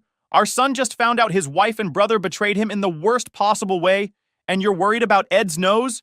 He pointed at Ed. Get out of this house, now! Ed held his bleeding nose, glaring at all of us. This isn't over! You're going to regret this!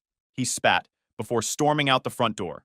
Mom tried to follow him, but Dad grabbed her arm. You stay right here. We have a lot to discuss about your role in all this. Megan was still crying at the table. Josh, please, we can work through this. I'm so sorry. I made a terrible mistake. I turned to her, feeling nothing but cold contempt. I want a paternity test. If you're keeping this baby, I need to know if it's mine. And either way, we're done. I handed the cashier's check to my dad. This is to pay back what Ed borrowed recently. I figured you should get your money back before everything falls apart. Dad looked at the check, then back at me with sad eyes. Son, I had no idea any of this was happening.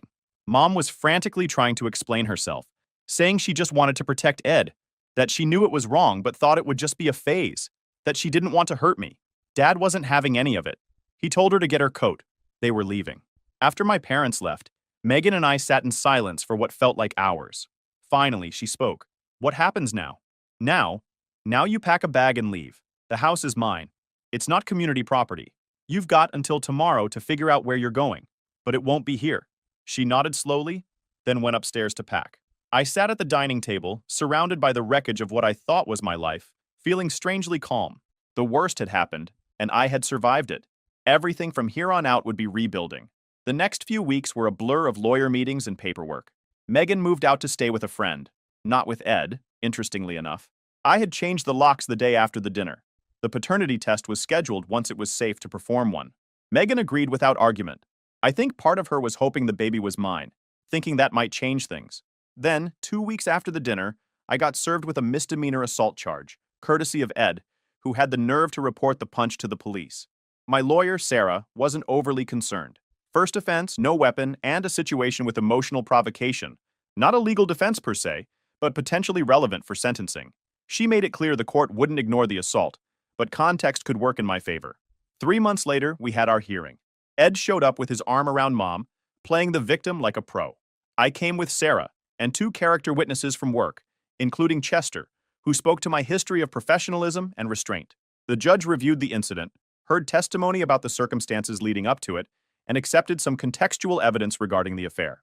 Not as justification, but as background. In the end, the court found me guilty of simple assault and imposed a $500 fine, noting that it was an isolated act in response to a deeply personal betrayal. The judge didn't mince words, saying I had let emotions override better judgment. but also implied that Ed was fortunate things hadn't escalated further. Mom looked mortified. Ed glared like he expected applause. I considered it $500 well spent. Dad called me the day the assault charges were filed. He was furious. Not at me, but at Ed. He told me he'd already taken steps to remove Ed from his will entirely. When Mom found out, she apparently had a complete meltdown, threatening to leave Dad if he went through with it. I told her she was welcome to leave, but she should know I'd make sure she got nothing if she chose Ed over our family, Dad told me. That shut her up pretty quick. My dad's finances are no joke. 30 years at his engineering firm. Smart investments, real estate holdings. No wonder Mom freaked out when Dad threatened to cut Ed out. Mom's true colors showed through this whole thing. She'd raised Ed to think he could do no wrong, and now she was facing the consequences of creating such an entitled jerk. Dad said she was still moping around the house, crying about how her family was falling apart. But at least she'd stopped defending Ed openly. Dad came by the house a week after the dinner. He brought his tools and helped me repaint the living room and master bedroom, erasing any hint of Megan's decorating choices. We didn't talk much while we worked, but when we finished, he put his hand on my shoulder and said, "You're handling this better than I would have at your age. I'm proud of you." That meant more than he knew. I went back to work after a week off. Chester had told the team I was dealing with family issues and needed space. When I returned, he'd moved my desk to a different floor from Ed's department. Smart move. I found out later that Chester had also put Ed on a performance improvement plan, citing ethical concerns in his file. Technically, sleeping with your brother's wife isn't a fireable offense, but Chester found ways to make Ed's work life difficult without crossing any HR lines. Megan's religious parents found out about everything from my dad, who felt they deserved to know what their daughter had done. They were devastated. Her dad called me personally to apologize, saying they had raised her better than this. They told Megan she wasn't welcome in their home until she found her way back to God. Pretty harsh, but I couldn't blame them for being disappointed. Ed and Megan eventually ended up renting an apartment together, though from what I heard, they were far from happy. Mom was their only visitor, sneaking over when she thought Dad wouldn't notice. I cut all three of them out of my life completely, changed my number, blocked their emails, the works. Dad was the only family member I still talked to. The paternity test results came back. The baby wasn't mine. In a way, it was a relief, a clean break with no biological ties to maintain. The divorce proceedings went smoothly after that, with the infidelity proven and the paternity test confirming it wasn't my child. Since we lived in a fault state, Megan got almost nothing. I kept the house, my retirement accounts, and most of our assets. She didn't even fight it. I think she knew she had no grounds to. Our friends mostly took my side, especially after they learned the full story. A few tried to stay neutral, saying there are two sides to every story, but they faded away pretty quickly. My real friends stepped up, invited me over for dinner, checked in regularly, didn't let me isolate myself. I threw myself into work, took on a new project rebuilding a major insurance company's claims processing system. The 70-hour weeks kept my mind off everything. Chester started grooming me for a technical director position, faster advancement than I'd expected, but I was ready for it. I also joined a gym, hired a trainer who kicked my ass 3 times a week, lost the 15 pounds I'd gained during my marriage, put on some muscle, started running again, did a half marathon 6 months after the divorce. Dating was the last thing on my mind for a long time. Friends tried to set me up, but I wasn't ready. Trust issues don't disappear overnight. 6 months after everything went down, I was in a good place. The divorce was finalized. The assault charges were settled with a small fine, and I'd been promoted at work. The house was finally feeling like mine again, after I renovated and got rid of everything that reminded me of Megan. I completely gutted the master bathroom. New tile, new fixtures, new everything. Converted the guest bedroom into a home gym. Built a custom entertainment center in the living room. The house became a project that kept my hands busy and my mind focused. By the time I was done, it looked nothing like the place where Megan and I had lived together. My finances were looking better than ever. The promotion came with a $20,000 salary bump plus stock options. I maxed out my 401k contributions, started a separate investment account, and even began looking at rental properties as potential income sources. At 28, I was in a better financial position than most guys my age, especially without a wife draining my resources. Then out of nowhere, I got a text from Mom asking to meet at a diner downtown. Said it was important and she needed to talk to me in person. I agreed to meet her during my lunch break, making it clear I only had 30 minutes. When I arrived at the diner, I immediately regretted coming. Mom wasn't alone. Megan was sitting next to her, looking exhausted, with a baby carrier on the booth seat. I almost walked out, but Mom spotted me and waved frantically. I went over and sat down across from them, not bothering with greetings. "What is this?" I asked, looking directly at Mom. She had the decency to look uncomfortable. "Your father doesn't know I'm here," she admitted, "but I needed to talk to you. Ed's been arrested." That got my attention. "Arrested for what?" "He was caught embezzling money from the company, and he also got a DUI last week," Mom said, her voice cracking. "He's facing serious jail time. I need your help to bail him out." I just stared at her in disbelief. "You want me to bail out the brother who slept with my wife, got her pregnant, and then pressed assault charges against me? Are you insane?" Looking closer, I could see Mom's designer handbag was scraped and worn, her manicure chipped. Dad must have cut off her spending. Good for him. Megan spoke up then, her voice small. "Ed left us. Right after Lily was born," she said, gesturing to the baby. "He said he wasn't ready to be a father. He was drinking a lot. Sometimes he'd get angry, push me around. I felt nothing. Not satisfaction that their relationship had imploded. Not pity for her situation. Just nothing. He hit her, Josh," Mom said, like that would somehow make me care. "And now she's alone with the baby. No job, no support." I looked at Megan. "And what do you want from me?" She started crying. "I don't know what to do. My parents won't talk to me. I can't work with a newborn. Ed drained our bank account before he got arrested. I thought, maybe you could help, just until I get back on my feet." I sat back and looked at these two women who had betrayed me, now asking me for help because the guy they chose over me had proven to be exactly the piece of shit I always knew he was. Mom nodded. "Family helps family, Josh." I almost laughed. "Where was that family loyalty when you were helping them hide their affair from me? When you convinced Megan to try to pass off this baby as mine?" "I made a mistake," Mom said, tears welling up. "I thought I was protecting everyone." "No, you were protecting your favorite," I said flatly. "And now you're still choosing him, even after everything he's done." Mom leaned forward, lowering her voice. "Your father's being unreasonable. He's frozen all our accounts. I can't access any money without his approval. He's talking about divorce if I don't cut ties with Ed completely." "Sounds reasonable to me," I said. "Dad's finally standing up for himself." I stood up, taking out my wallet. I dropped one card on the table, for a women's shelter. "This place can help you, Megan. I won't. As for Ed, he can rot in jail for all I care." I looked at Mom. "Don't contact me again. Tell Dad I miss him and he's welcome to call me anytime." I walked out without looking back. In my car, I sat for a moment, expecting to feel something.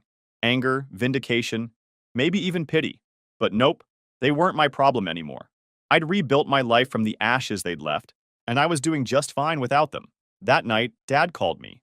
He'd figured out where Mom had gone, and why.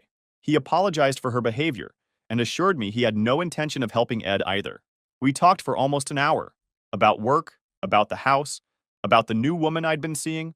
Normal father-son stuff. Then months later, I heard through mutual friends that Ed had taken a plea deal. 18 months for embezzlement.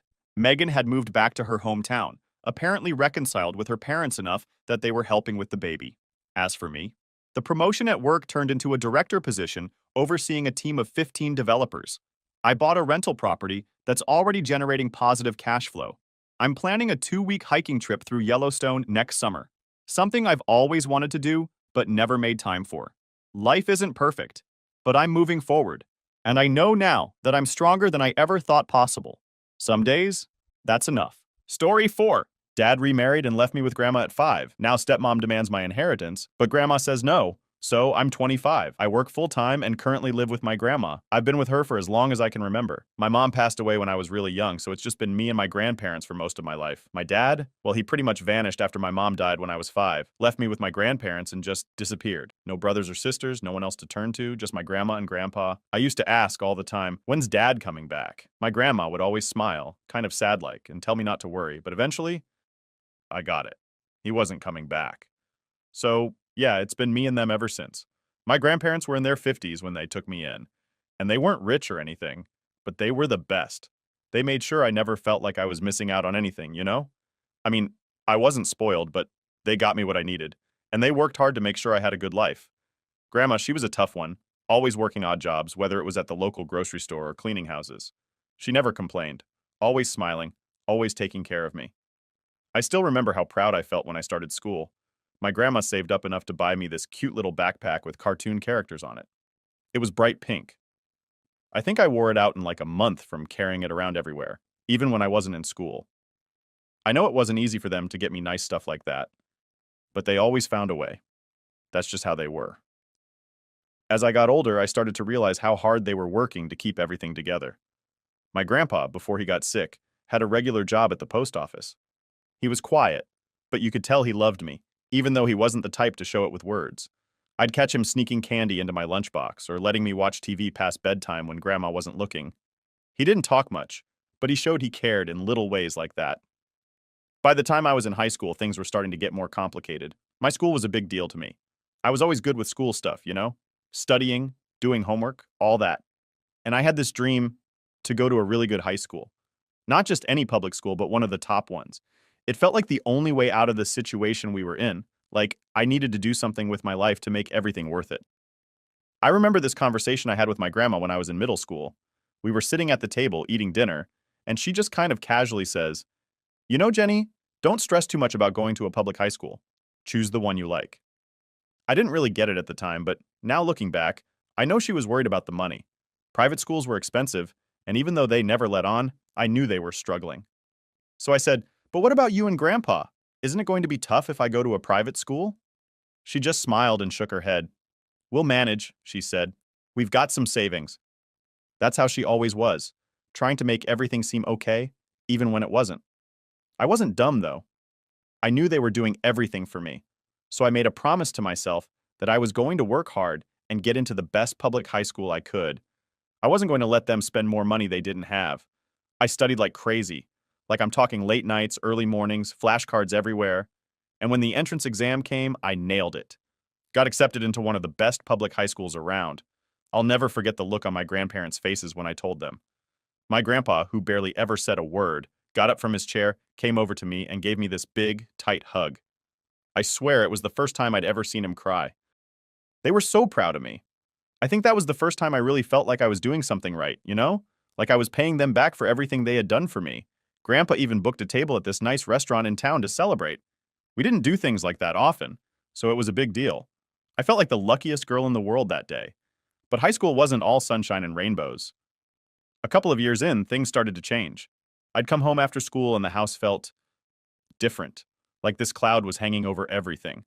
I remember walking into the kitchen one day and seeing my grandma sitting at the table, her head in her hands.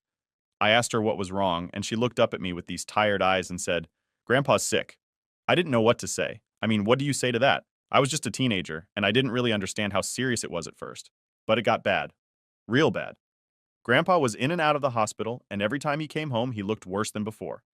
He stopped working, and Grandma had to pick up more hours at her jobs just to keep things running. I felt so helpless. I couldn't do anything to fix it, you know? I tried to keep up with school, but it was hard to focus when all I could think about was what was happening at home. I'd stay up late studying, but I'd also be worrying about whether Grandpa would be okay. And Grandma, she was always so strong, but I could see the cracks.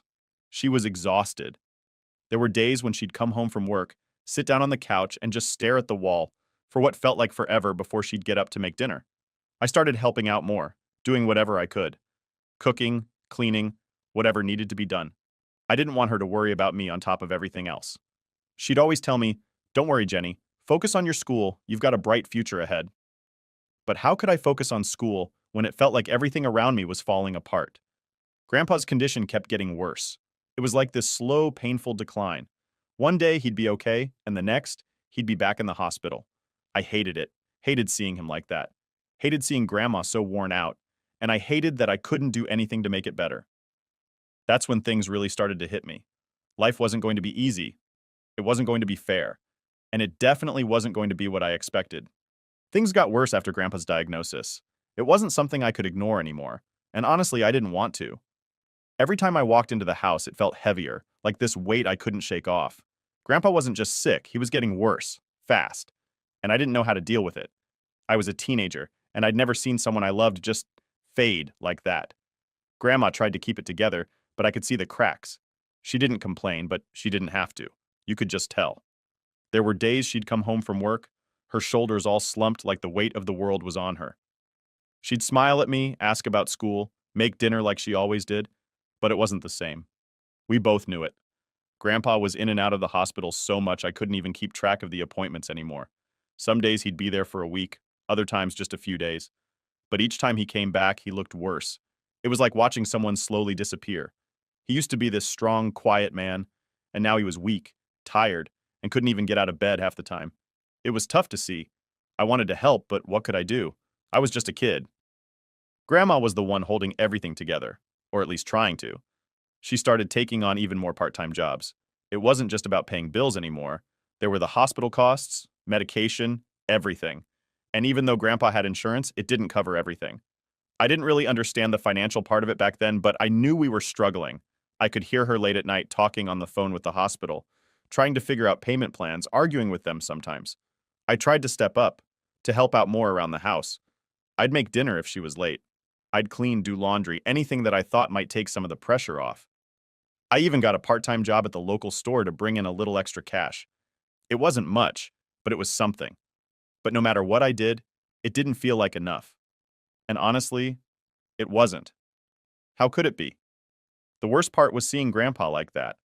I'd come home from school and go straight to his room to check on him. Some days he'd be asleep, other days he'd be sitting up trying to act like everything was fine.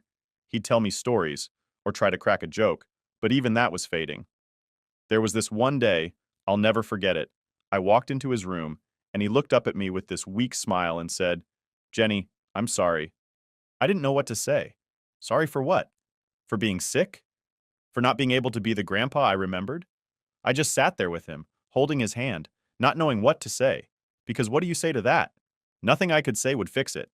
As time went on, things just kept getting harder. Grandpa had retired by then, and it was all on Grandma to keep us afloat. I could see how tired she was, but she never let on. She'd say, "Don't worry, Jenny, I'm fine." But she wasn't. She was running herself into the ground, and I knew it. There were days when she'd come home from work, and I could tell she'd been crying, but she'd never admit it. That wasn't her style. And then there was the hospital. It felt like every other day, there was some new complication with Grandpa's health. The doctors would explain things to me, but I didn't understand half of it. I just knew it wasn't good. One night, Grandma and I went to visit him, and he was hooked up to all these machines. He was barely awake, and when he saw us, he tried to smile, but he couldn't. That's when it hit me, like really hit me, that he wasn't going to get better. I didn't know how to deal with that. How do you prepare yourself for losing someone you've lived with your whole life? Someone who's been there every day, even if they weren't the loud, talkative type. I felt like I was losing my whole foundation. I'd go to school, trying to focus, trying to act like everything was normal, but it wasn't. My friends didn't really get it. They'd ask, "How's your grandpa?" And I'd just say, "He's okay." Because what else could I say? No one my age was dealing with this stuff. They were worried about grades or what they were doing over the weekend, and here I was, worrying about whether my grandpa would make it through the night. Grandma started talking about applying for assistance from the government. We'd always been able to manage, but now, we needed help. I didn't know much about how that worked, but I could tell she didn't want to do it.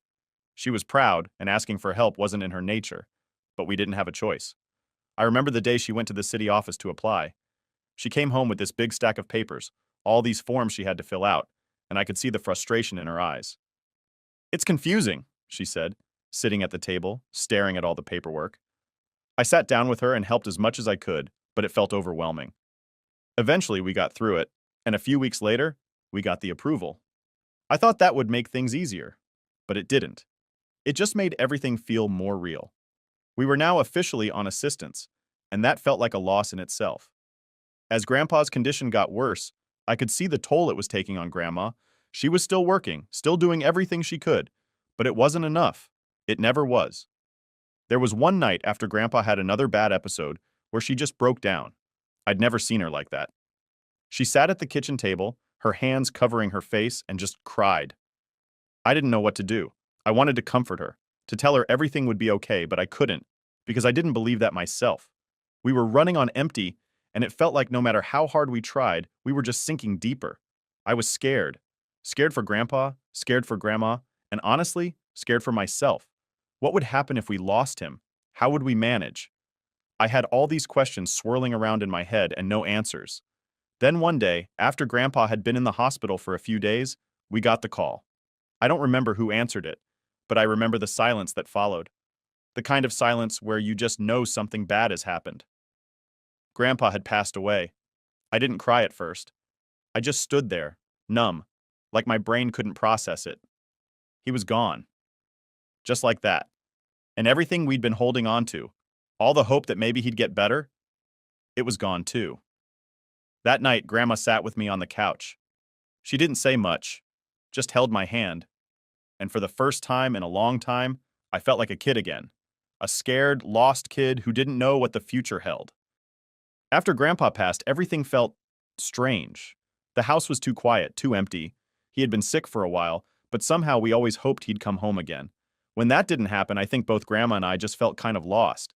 It's not like we talked about it or anything, but the way we moved around the house, avoiding certain rooms, staying busy, it was obvious. I threw myself into work. I had graduated high school by then and had to put off college to help out at home. There was no way I was going to leave Grandma alone, especially not after everything she'd done for me. So, I found a full-time job at a local store. It wasn't glamorous, but it paid the bills, and that's what we needed at the time. Grandma, though, she was the one I worried about. She didn't complain, she never did, but I could see how tired she was. She was still working her part-time jobs, even after everything, and I knew she felt guilty.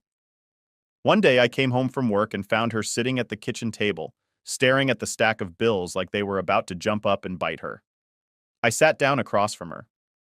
"What's wrong?" I asked, even though I knew the answer. She just sighed and shook her head. "It's these bills, Jenny. We're managing, but barely. I'm just so tired." I didn't know what to say. I mean, I was tired too, but I wasn't going to say that. I had to step up. "Don't worry, Grandma. I'm working full-time now, remember? We'll get through this." She gave me a small smile, but it didn't reach her eyes. "You're too young to be worrying about bills. This isn't the life I wanted for you." That hit me hard.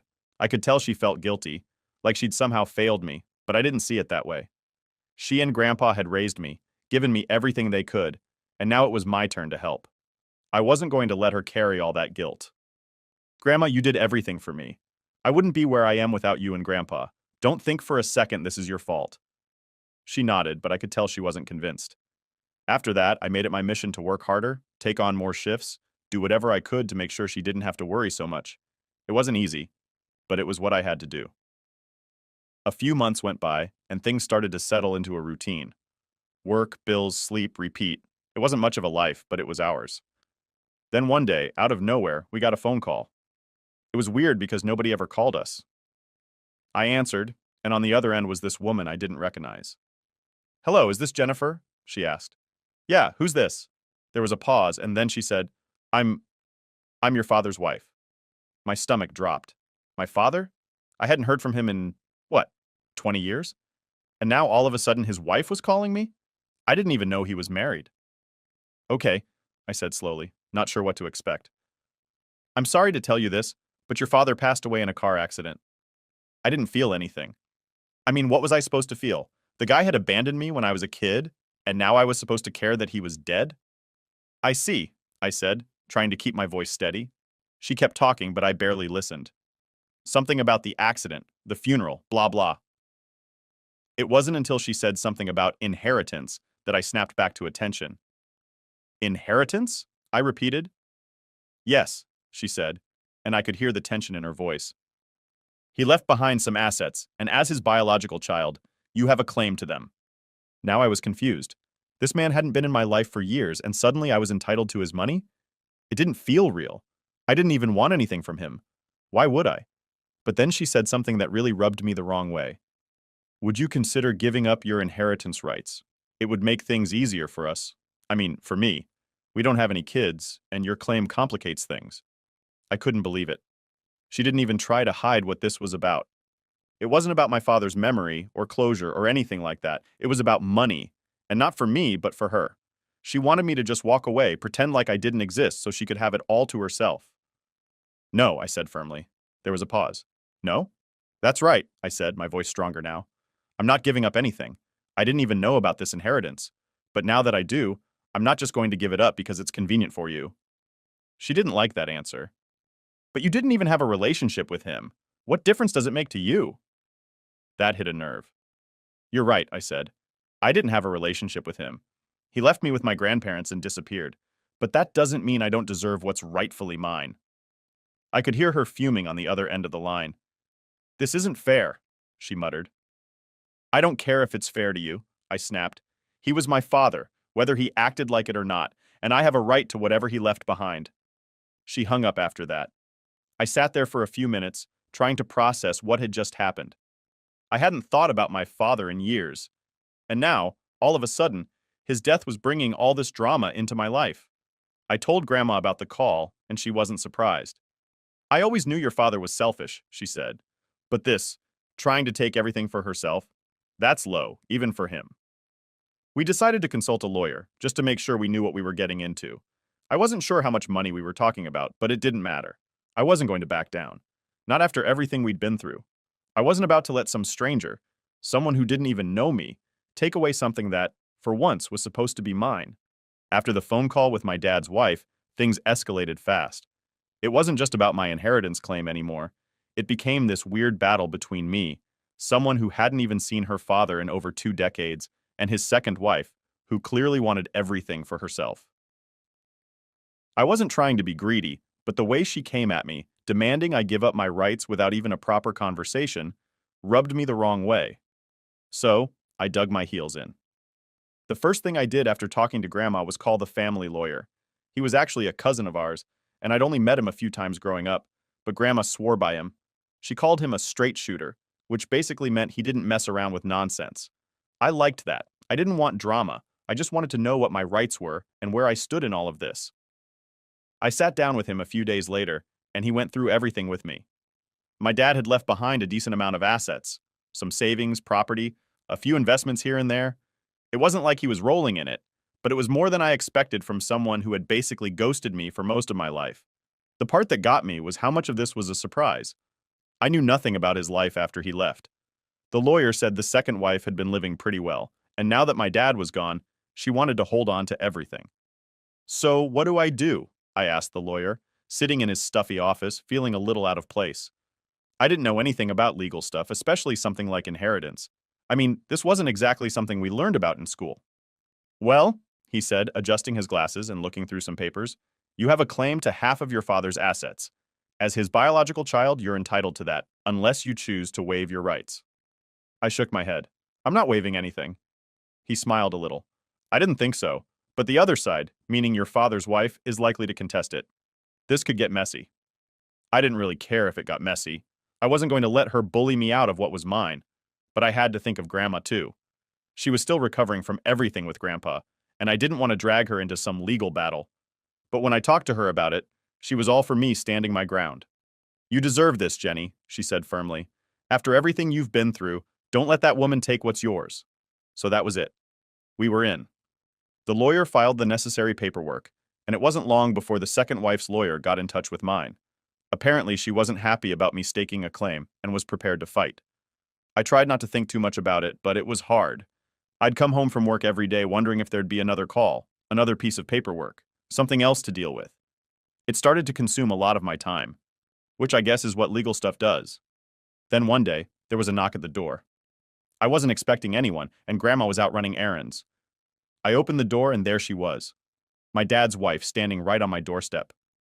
Can we talk? She asked, looking all stressed out, like this whole situation was wearing her down. I didn't really want to, but I figured I'd hear her out. All right, I said, stepping aside so she could come in. We sat at the kitchen table, the same table where Grandma and I had talked about everything just weeks before. It felt weird, like I was letting the enemy into my house, but I was curious about what she had to say. I know this must be strange for you, she started, fidgeting with her hands. You didn't have a relationship with your father, so why are you pushing this? Her tone wasn't aggressive, but it was clear she was trying to guilt me into backing down. I wasn't having it. I didn't have a relationship with him because he left me, I said, keeping my voice steady. But that doesn't mean I don't have a right to what he left behind, she sighed. But I was his wife. I was there for him when no one else was. I'm not saying you don't deserve something, I replied. But I'm his daughter, and I'm not giving up my rights just because it's inconvenient for you. Her face tightened. Inconvenient? You have no idea what this has been like for me. Losing him, dealing with all of this, and now this inheritance battle. You don't even need the money. I felt my blood boil a little at that. How did she know what I needed? She didn't know my life, didn't know the struggles Grandma and I had gone through. You don't know what I need, I said firmly. This isn't just about the money. It's about what's fair. She didn't like that answer, but she didn't push back as hard as I thought she would. Instead, she just looked tired. I just want this to be over, she muttered. Well, it'll be over when we settle this properly, I said, not backing down. I'm not giving in just to make things easier for you. There was a long silence after that. She stared down at the table, and I could tell she was trying to figure out what to say next. But whatever she was thinking, she kept it to herself.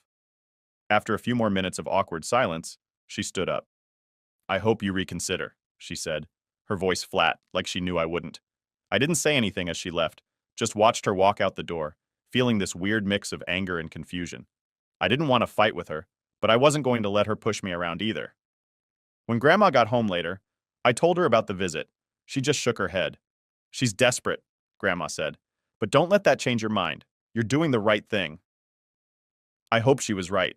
I didn't like how things were playing out, but I knew one thing for sure. I wasn't going to let anyone take advantage of me. Not now, not ever again. So after the visit from my dad's wife, things got even more complicated. The legal stuff was already in motion, and I knew we weren't backing down. I didn't hear from her again directly, but my lawyer sure did. He started getting all these aggressive letters from her side, trying to push for a quick settlement, basically trying to get me to give up. But I wasn't budging. The thing is, this whole situation had started to wear on me. I wasn't sleeping great, and every time the phone rang, I'd get this knot in my stomach, worried it was more drama about the inheritance. Grandma kept telling me to stay strong, but I could tell she was getting tired too. We didn't have the luxury to ignore it. Every day felt like there was a new letter, a new request from their lawyer trying to get me to give up, and I was starting to feel like I was stuck in a never-ending battle. Then, out of nowhere, my lawyer called me one afternoon while I was at work. "We've got a problem," he said, his voice all tense. I immediately felt my stomach drop. "What now?" I asked, already bracing for the worst. "She's contesting your claim," he explained. "She's saying that your father didn't want you to get anything, that he specifically wanted it all to go to her." I was stunned. "What? How can she say that? There's no will that says that, right?" He sighed. "Right, but she's claiming that was his intent, that he just never got around to putting it in writing." I couldn't believe it. It felt like every time I thought things were starting to settle, they found a new way to stir it all up again. "So what do we do now?" I asked, feeling more frustrated than anything. "We fight it," he said simply. "She can claim whatever she wants, but unless she's got solid proof, it's not going to hold up in court. It's a scare tactic, plain and simple." I nodded, even though he couldn't see me. I knew he was right, but it didn't make it any easier to deal with. Every step of this process was just dragging out, making everything more exhausting. Weeks passed, and we kept going back and forth with their lawyers. At one point, they even tried to say I wasn't really his daughter. Yeah, seriously. They were that desperate to get me out of the picture. I couldn't believe the lengths they were going to just to keep me from getting what was mine. I remember sitting down with Grandma one night, feeling completely drained. "I don't even know why I'm doing this anymore," I told her, slumping down on the couch. Grandma gave me this look like she knew exactly how I was feeling. "You're doing this because it's the right thing," she said, her voice firm. "Don't let them bully you out of what's yours. Your father might not have been in your life, but that doesn't mean you don't deserve your share." She was right, but it was hard to keep that in mind when it felt like the fight was never going to end. Still, I kept going. We filed responses, showed up to meetings, and basically just kept pushing forward. Then, one day, I got a call from my lawyer that changed everything. "They're offering a settlement," he said, his tone surprised. "A settlement?" I repeated, not quite believing it. "What kind of settlement?" "They're offering to split everything 50-50, no further contest," he explained.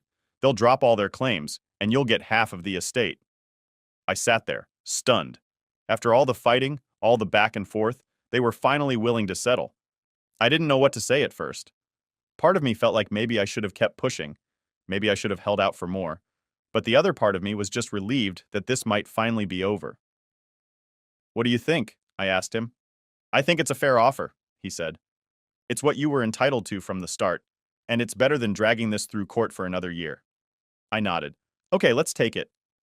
When I told Grandma about the settlement, she looked relieved too.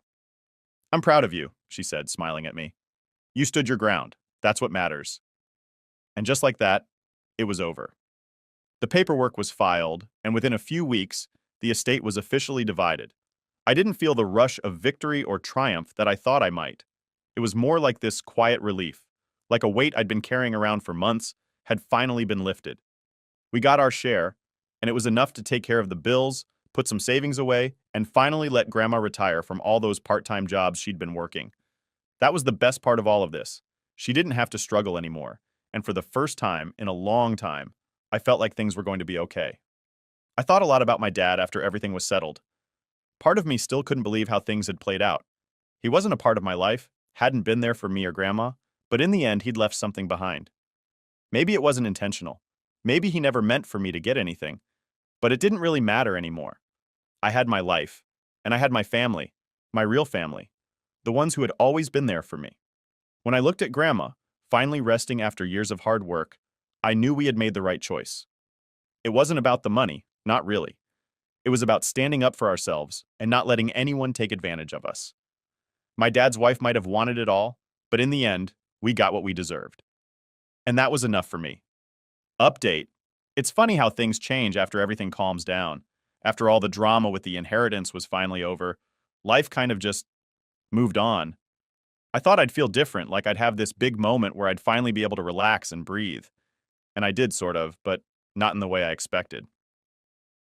After we got our share of the inheritance, I focused on making sure grandma was taken care of. That was always the goal, really. I wanted her to be comfortable, to not have to worry about money or bills or any of that anymore.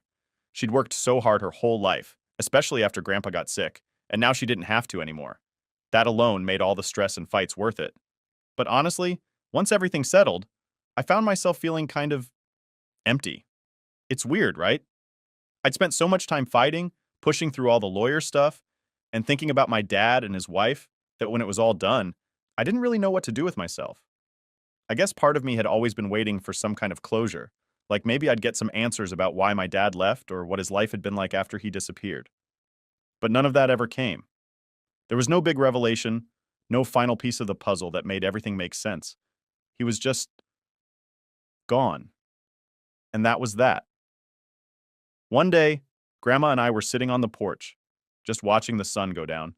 It was one of those quiet moments where neither of us said much, but I knew we were both thinking about everything that had happened. "You did good, Jenny," she said out of nowhere, her voice soft but firm. I looked over at her and smiled. "Thanks, Grandma." She nodded and then said something I didn't expect. "It's time for you to start thinking about yourself now.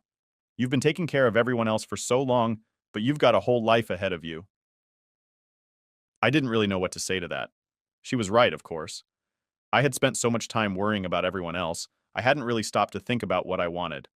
But now, for the first time, I felt like maybe I could. Story 5. At Christmas, my mom snapped, "You're just a burden, always have been," like she was handing out holiday wisdom.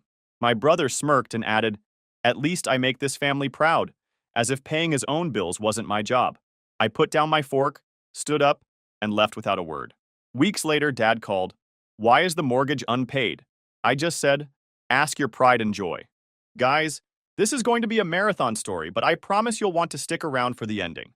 This whole situation played out over the last 2 years, and I'm finally ready to share every detail. Using a throwaway account for obvious reasons, but everything you're about to read is completely true. I need to get this off my chest, because what happened still feels surreal sometimes. Fair warning, this gets pretty intense toward the end, with some serious family drama, but the payoff is absolutely incredible. For those wondering why I'm sharing this now, I just got confirmation last week that the final piece of my plan worked perfectly, and I realized this whole saga would fit perfectly here. So grab some popcorn and settle in. Let me start with the background. I, 33 male, have been the designated family disappointment for as long as I can remember. My younger brother Tyler, who's 29, has always been the golden child in our family, the son who could do no wrong, the one with the bright future, the pride and joy of our parents. Tyler's resume reads like a parent's dream come true. Star baseball player in high school, full scholarship to State University, graduated with a finance degree, works at a downtown investment firm, drives a BMW, wears expensive suits. He's 6 feet 2 inches, has the classic all-American good looks, and has always been smooth with words. Everything my parents ever wanted in a son. Then there's me. I'm 5'10 inches, stockier build from years of physical labor, hands that are permanently stained from construction work. I dropped out of community college after 1 semester because sitting in lectures wasn't my thing. Instead, I started working construction at 19, learning from guys who'd been in the trade for decades. Started at the bottom, carrying materials, cleaning job sites, basically being everyone's errand boy for $12 an hour. But I was hungry to learn. Spent evenings watching YouTube videos about electrical work, Plumbing, carpentry, drywall, roofing. Weekends, I'd volunteer to help experienced contractors on side jobs just to get more hands-on experience. By 22, I was running my own crew for a mid-sized construction company. By 25, I had saved enough to start my own business with a used pickup truck and a toolbox full of equipment I'd accumulated over the years. By 28, I owned a legitimate construction company with my own shop, multiple trucks, and a crew of 8 full-time employees. Nothing glamorous about it, but I built it with my own hands and brain. We specialized in commercial renovations, custom home builds, and emergency repair work. I developed a reputation for quality work delivered on time and on budget. Word-of-mouth referrals kept us booked solid most of the year. My parents never saw it that way, though. In their minds, Tyler had a real career while I was just doing manual labor. This despite the fact that I was pulling in close to $200,000 a year after business expenses while Tyler was making maybe $75,000 at his finance job. Dad had spent 30 years working maintenance for the county government. Mom worked as a secretary at an insurance office until she decided about 10 years ago that she was done with the working world and wanted to focus on being a homemaker. They lived in a modest 3-bedroom ranch house in a decent suburban neighborhood that they'd bought back in 1995. Here's something that always bothered me about our family dynamic. Success was measured not by actual results, but by appearances and social status. Tyler worked in an office, wore suits, had business cards, talked about clients and portfolios. That made him successful in their eyes. I showed up to family events in jeans and work boots, with calluses on my hands, and usually some minor cut or scrape from recent job sites. Even though I owned my house outright, had substantial money in the bank, employed other people, and was financially more successful than Tyler would ever be, I was still seen as the practical son who wasn't cut out for professional work. The personal life comparison made things even worse. Tyler was constantly dating, always showing up to family events with a different girlfriend, talking about his social life and the expensive restaurants he frequented. My parents saw this as evidence that he was living life to the fullest. I never married, never had kids. Came close to marriage twice in my 20s, but both relationships ended when the women decided they wanted partners with more prestigious careers. I threw myself into building my business instead, working 60-hour weeks, reinvesting profits back into equipment and growing the operation. My family interpreted my single status as more proof that something was wrong with me. This dynamic had been building for years, but the real crisis started about 4 years ago when everything changed for the worse. The beginning of the end came on a Tuesday morning in March, 4 years ago. Dad was at work doing routine maintenance on the county building's HVAC system when he fell off a ladder and seriously injured his lower back. We're talking 2 herniated discs, severe nerve damage, and chronic pain that basically ended his career at age 58. The initial medical bills were crushing. Emergency room visit, multiple MRI scans, specialist consultations, physical therapy sessions 3 times a week. Workers' compensation covered some of it, but there were copays, deductibles, and treatments that weren't fully covered. We're talking about $800 to $1,200 out-of-pocket medical expenses every month on top of their regular bills. But the bigger problem was that Dad couldn't work anymore.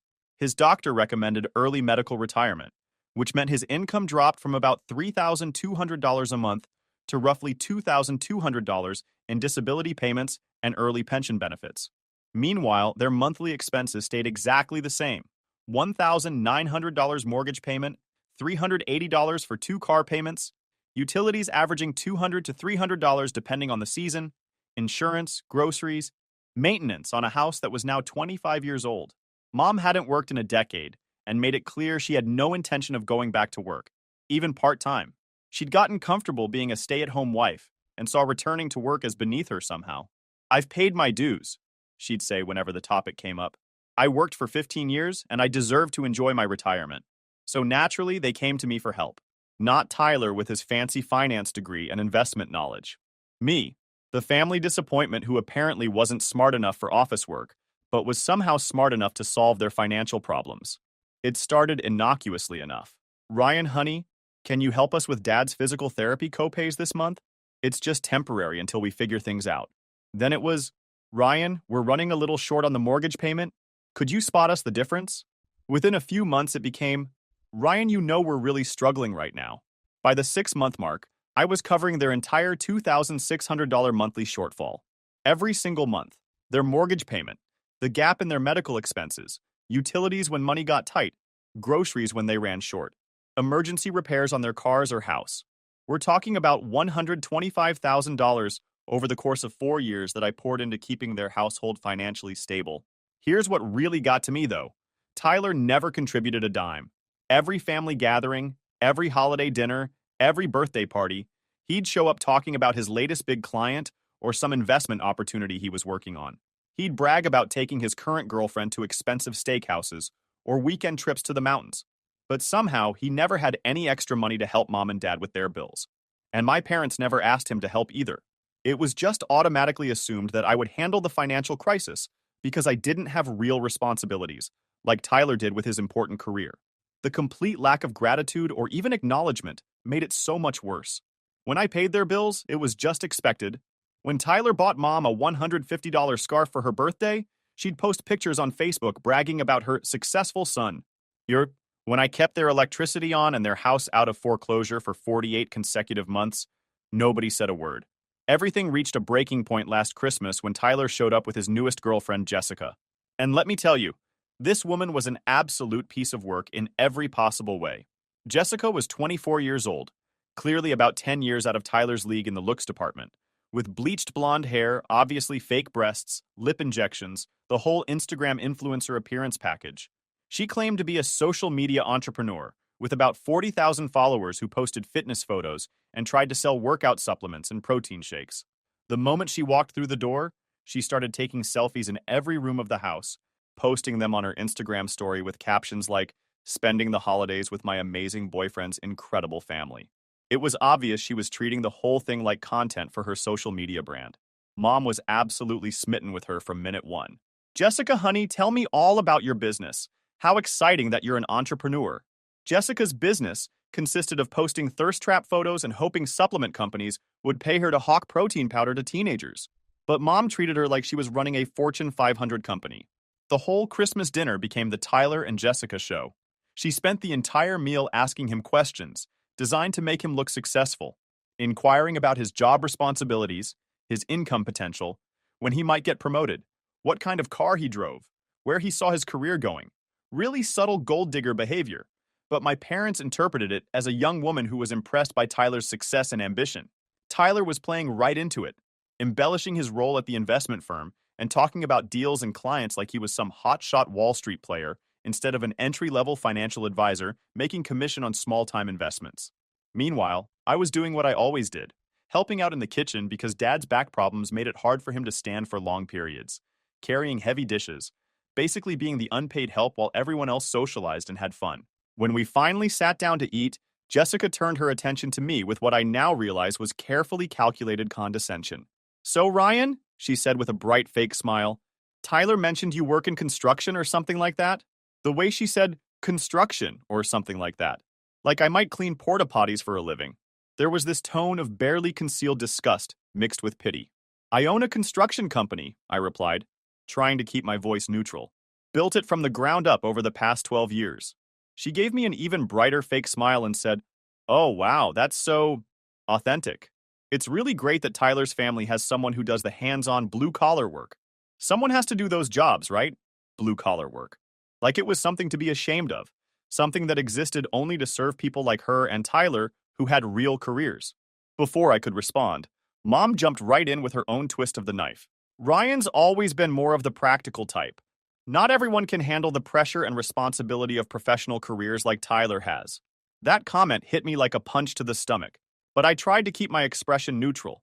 Then Tyler, clearly trying to impress Jessica and show off his family dynamics, added his own contribution. "Yeah, Ryan's definitely the dependable one in the family. Always there when we need something fixed or taken care of." The way he said taken care of, while giving me this knowing look, all three of them knew exactly what he meant. They all knew I was bankrolling their lifestyle. They just didn't care enough to show any gratitude for it. But the absolute knockout punch came later in the meal when Jessica started talking about her future plans. Mom got this dreamy expression on her face and said, "Oh, Tyler will give us such beautiful grandchildren someday. He's always been destined for a big, happy family. Ryan's married to his work. Some people just aren't the family type, you know? Not the family type. After 4 years of being literally the only reason they still had a family home to live in." Tyler actually laughed out loud and added, "But hey, at least we know we can count on Ryan when we need him. He's always been the reliable one in our family. Reliable. Like a piece of machinery. Like a tool you pull out of storage when you need something fixed or paid for. That's when the last piece of my denial finally cracked and fell away. I understood with perfect clarity that I wasn't their son or brother. I was their financial safety net, their emergency fund, their backup plan, and they didn't even pretend to be grateful for it. After that Christmas dinner, I started paying attention to things I'd been deliberately ignoring for years. Like how Tyler always seemed to have money for expensive restaurants, weekend ski trips, and designer clothes, but never had any cash available to help with family emergencies.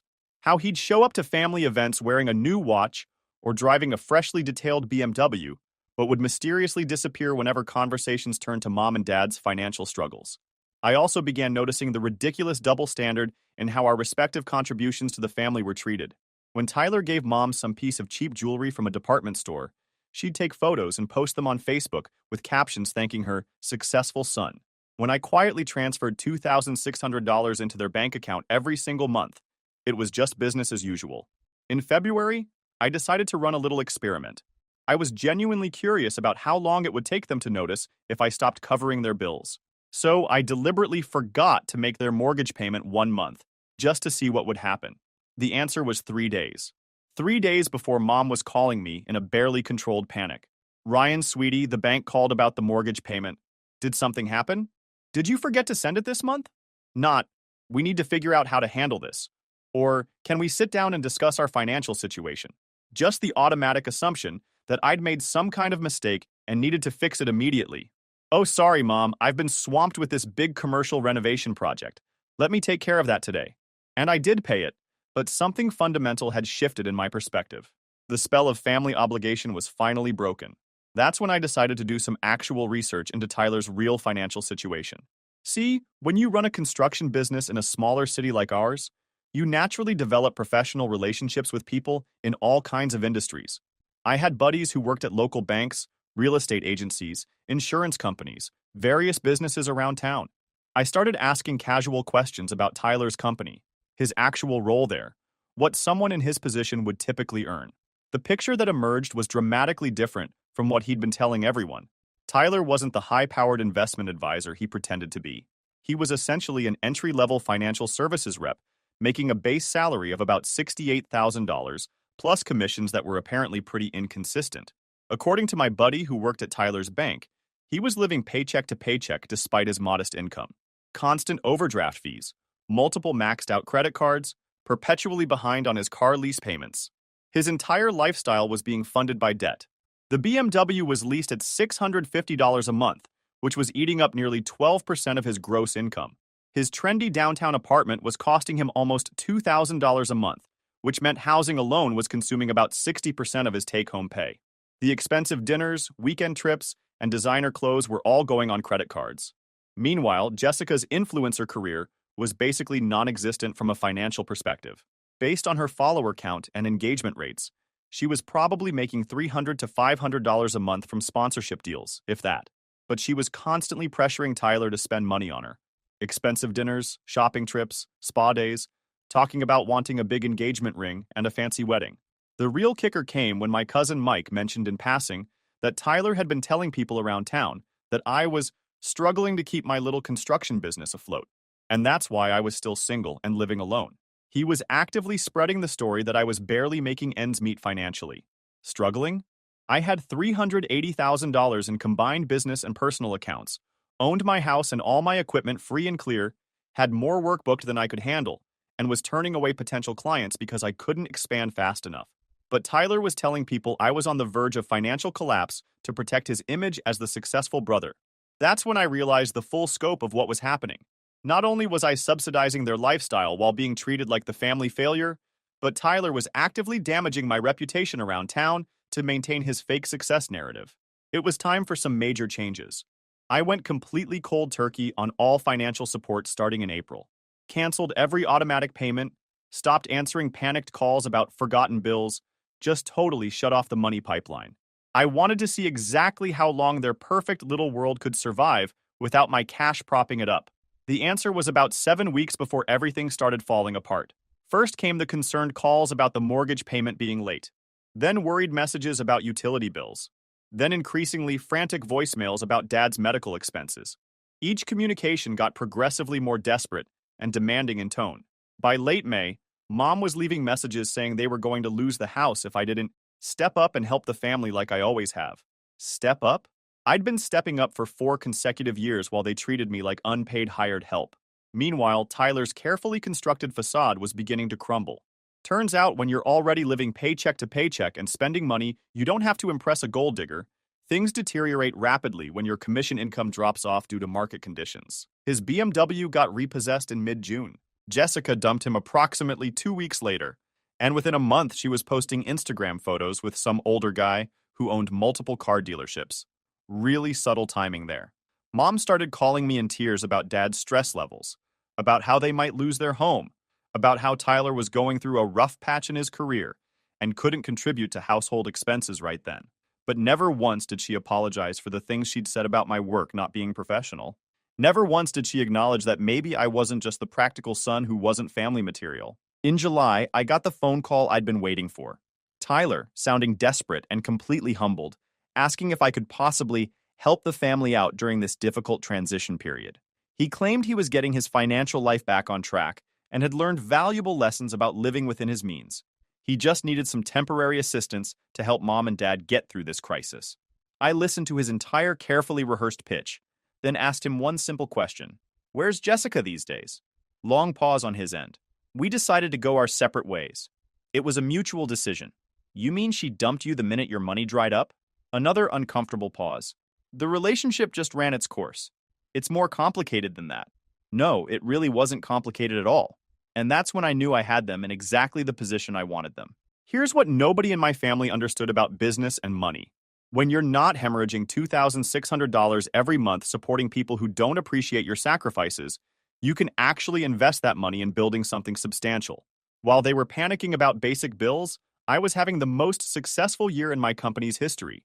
Used the money I'd been wasting on them to buy 3 additional work trucks, hired 6 more skilled workers, started bidding on major commercial contracts that I'd never had the capital to pursue before. By fall, I was clearing close to $320,000 annually, and had enough work scheduled to keep us busy for the next 2 years. But the real game changer was getting into real estate investment. Started with a duplex in a solid neighborhood that brought in $3,400 monthly in rental income. The numbers worked so well that I bought another duplex within 6 months. Then I found a small apartment building. By the time winter arrived, I owned 7 different rental properties, generating over $18,000 monthly in passive income. I was building actual wealth while they were struggling to keep their electricity turned on. The beautiful irony was that my real estate investment activities gave me access to information about distressed properties throughout the area. When you're in that business, you monitor foreclosure notices, tax liens, properties heading to auction. It's just smart business practice to stay informed about opportunities. That's exactly how I found out about their house in September. Foreclosure notice officially filed with the county, 4 months behind on mortgage payments with late fees and penalties accumulating every month. Property scheduled for public auction in December, unless the full debt was brought current. I was literally watching my childhood home circling the drain in real time, and I had both the knowledge and the capital to do something about it. But I decided to let them suffer through a few more months first. November brought increasingly desperate calls from Tyler. Jessica was completely out of the picture. Apparently, she'd moved in with her new boyfriend who owned a chain of auto dealerships around the state. Tyler's job performance was suffering because his personal financial stress was affecting his work. And Mom and Dad were facing eviction in January. Ryan, look, I know things got really messed up between us, but they're literally going to lose everything they've worked for their whole lives. Can't we figure out some kind of arrangement here? We're family after all. Family. How interesting that we suddenly became family again, right when they desperately needed something from me. What exactly is your plan to help them out? I asked. I'm working on securing a personal loan to cover the back payments, but my credit score took a hit recently, so it's taking longer than expected. I just need some time to get back on my feet financially, and then I can start contributing my fair share to help them. How much time did you have to get on your feet while I was covering their bills for 4 straight years? Silence on his end of the phone. Tyler, let me ask you something specific. When Jessica was calling my career blue-collar work and Mom was saying I wasn't family material, where exactly were you during those conversations? Come on, man. You know they didn't really mean anything by those comments. Where were you? I repeated. not letting him off the hook. More silence. You were sitting right there laughing along with them because it was easier than admitting you were completely broke while your supposed failure of a brother was keeping everyone financially afloat. I hung up on him and started making some very specific phone calls to set my plan in motion. December arrived quickly. The foreclosure auction was scheduled for 10 a.m. on a Thursday morning at the county courthouse steps. I took the entire morning off work and showed up dressed in my best business suit, charcoal gray, properly tailored, Italian leather shoes. I wanted to look like I belonged in that crowd of serious real estate investors and property speculators. Public foreclosure auctions are pretty routine events if you understand the process. You get maybe 30 or 40 people, a mix of professional real estate investors, house flippers looking for deals, and bargain hunters hoping to find a steal. The auctioneer runs through the list of properties like he's reading grocery prices at a supermarket.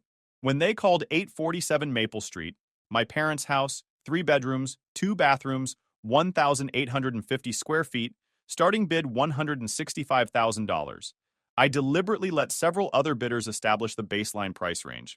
Some guy in a cheap suit bid the opening amount. A local house flipper I recognized from other auctions bumped it up to $170,000.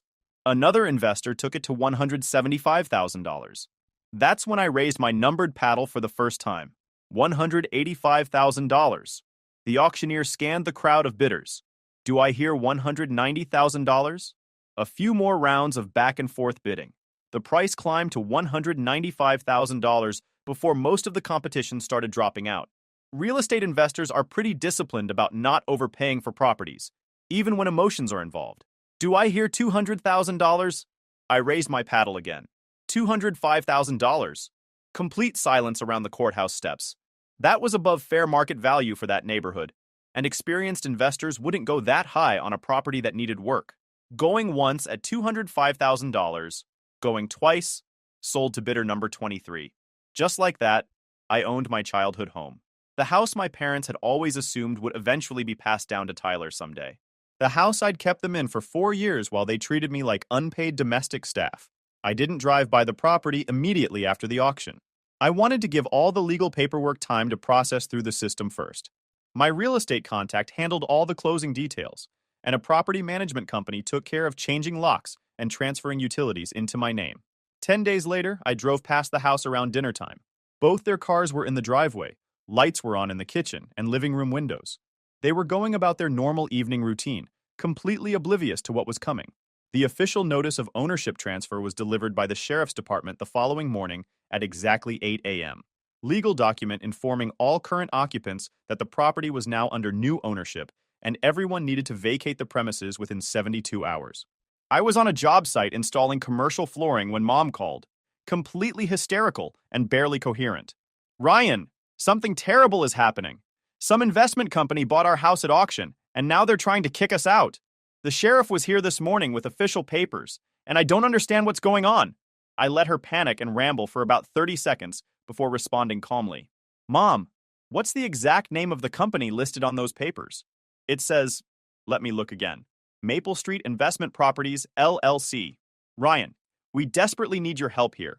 We need to find a good attorney or figure out how to fight this legally. Mom, I need you to listen to me carefully. What? I am Maple Street Investment Properties, LLC. I bought the house at auction last week. It belongs to me now. Complete dead silence on her end. I could literally hear her breathing stop. What did you just say to me? I bought the house at the foreclosure auction. The property is legally mine now. You... What? Ryan, why would you... This is our family home. It was your family home when I was paying for it every month. When you and Tyler decided I was just a burden who wasn't family material, it stopped being your home. I could hear her starting to hyperventilate on the other end of the phone. Ryan, please, we can work this out somehow. We can sit down and talk about this like adults. We're your family. You can't just throw us out on the street like we're strangers. Family. When Jessica was calling my career blue-collar work and you were nodding along in agreement, were we family then? When Tyler was telling people around town that I was struggling financially while I paid your bills every month, were we family then? We didn't mean those things the way they sounded. You meant every single word, and all of you knew exactly what you were saying. Now you get to find out what family loyalty actually costs. She started crying harder. Ryan, please, you have to consider your father's health problems. We don't have anywhere else to go. Tyler can't help us financially right now. Then maybe you should have thought about that before you spent 4 years treating me like your personal ATM while calling me a failure behind my back. We never called you a failure. Not family material, blue-collar worker, not cut out for professional careers, not the type to have a real family. Should I keep going with the quotes? Ryan, I'm literally begging you here. You have 72 hours to find somewhere else to live. I suggest you start making some phone calls. I ended the call and immediately blocked their number on my phone. The next 2 days were absolute chaos on their end, while I continued running my business like nothing unusual was happening. I had crews finishing up a major office renovation project, was in final negotiations to purchase another rental property, basically living my best life while they scrambled to figure out how to survive without their financial safety net. Tyler showed up at my house on Tuesday evening around 7 p.m. I watched through my front window as he sat in his beat-up Honda Civic, the sad replacement for his repossessed BMW, in my driveway for almost 20 minutes, probably working up the courage to approach my door. When he finally knocked, he looked absolutely terrible. Unshaven face, wrinkled clothes like he'd slept in them, dark circles under his eyes, the whole defeated appearance. The golden boy had fallen hard and fast from his pedestal. Ryan, we really need to talk about this situation. No, Tyler, we really don't need to talk about anything. I started to close the door, but he put his hand up to stop it. Please, just give me 5 minutes to explain our side of this. I looked at him for a long moment, then stepped aside to let him into my house. He walked through my front door looking around like he'd never seen the place before. Custom kitchen cabinets that I'd built and installed myself, hardwood floors I'd refinished, granite countertops, 70-inch flat-screen TV, high-end leather furniture, all of it paid for with profits from my blue-collar work. Ryan, I know you're angry with us, and you have every right to be upset. We handled things badly, and we made mistakes. I made mistakes. But Mom and Dad are literally sleeping in their car tonight because they can't afford even the cheapest motel room in town. Sounds like they need to start making some phone calls to find alternative housing. Come on, man. Think about Dad's back problems and Mom's heart condition. Funny how you suddenly care so much about their health issues when you need something from me. Tyler ran his hands through his unwashed hair, looking completely desperate. Look, I admit what we said at Christmas was wrong.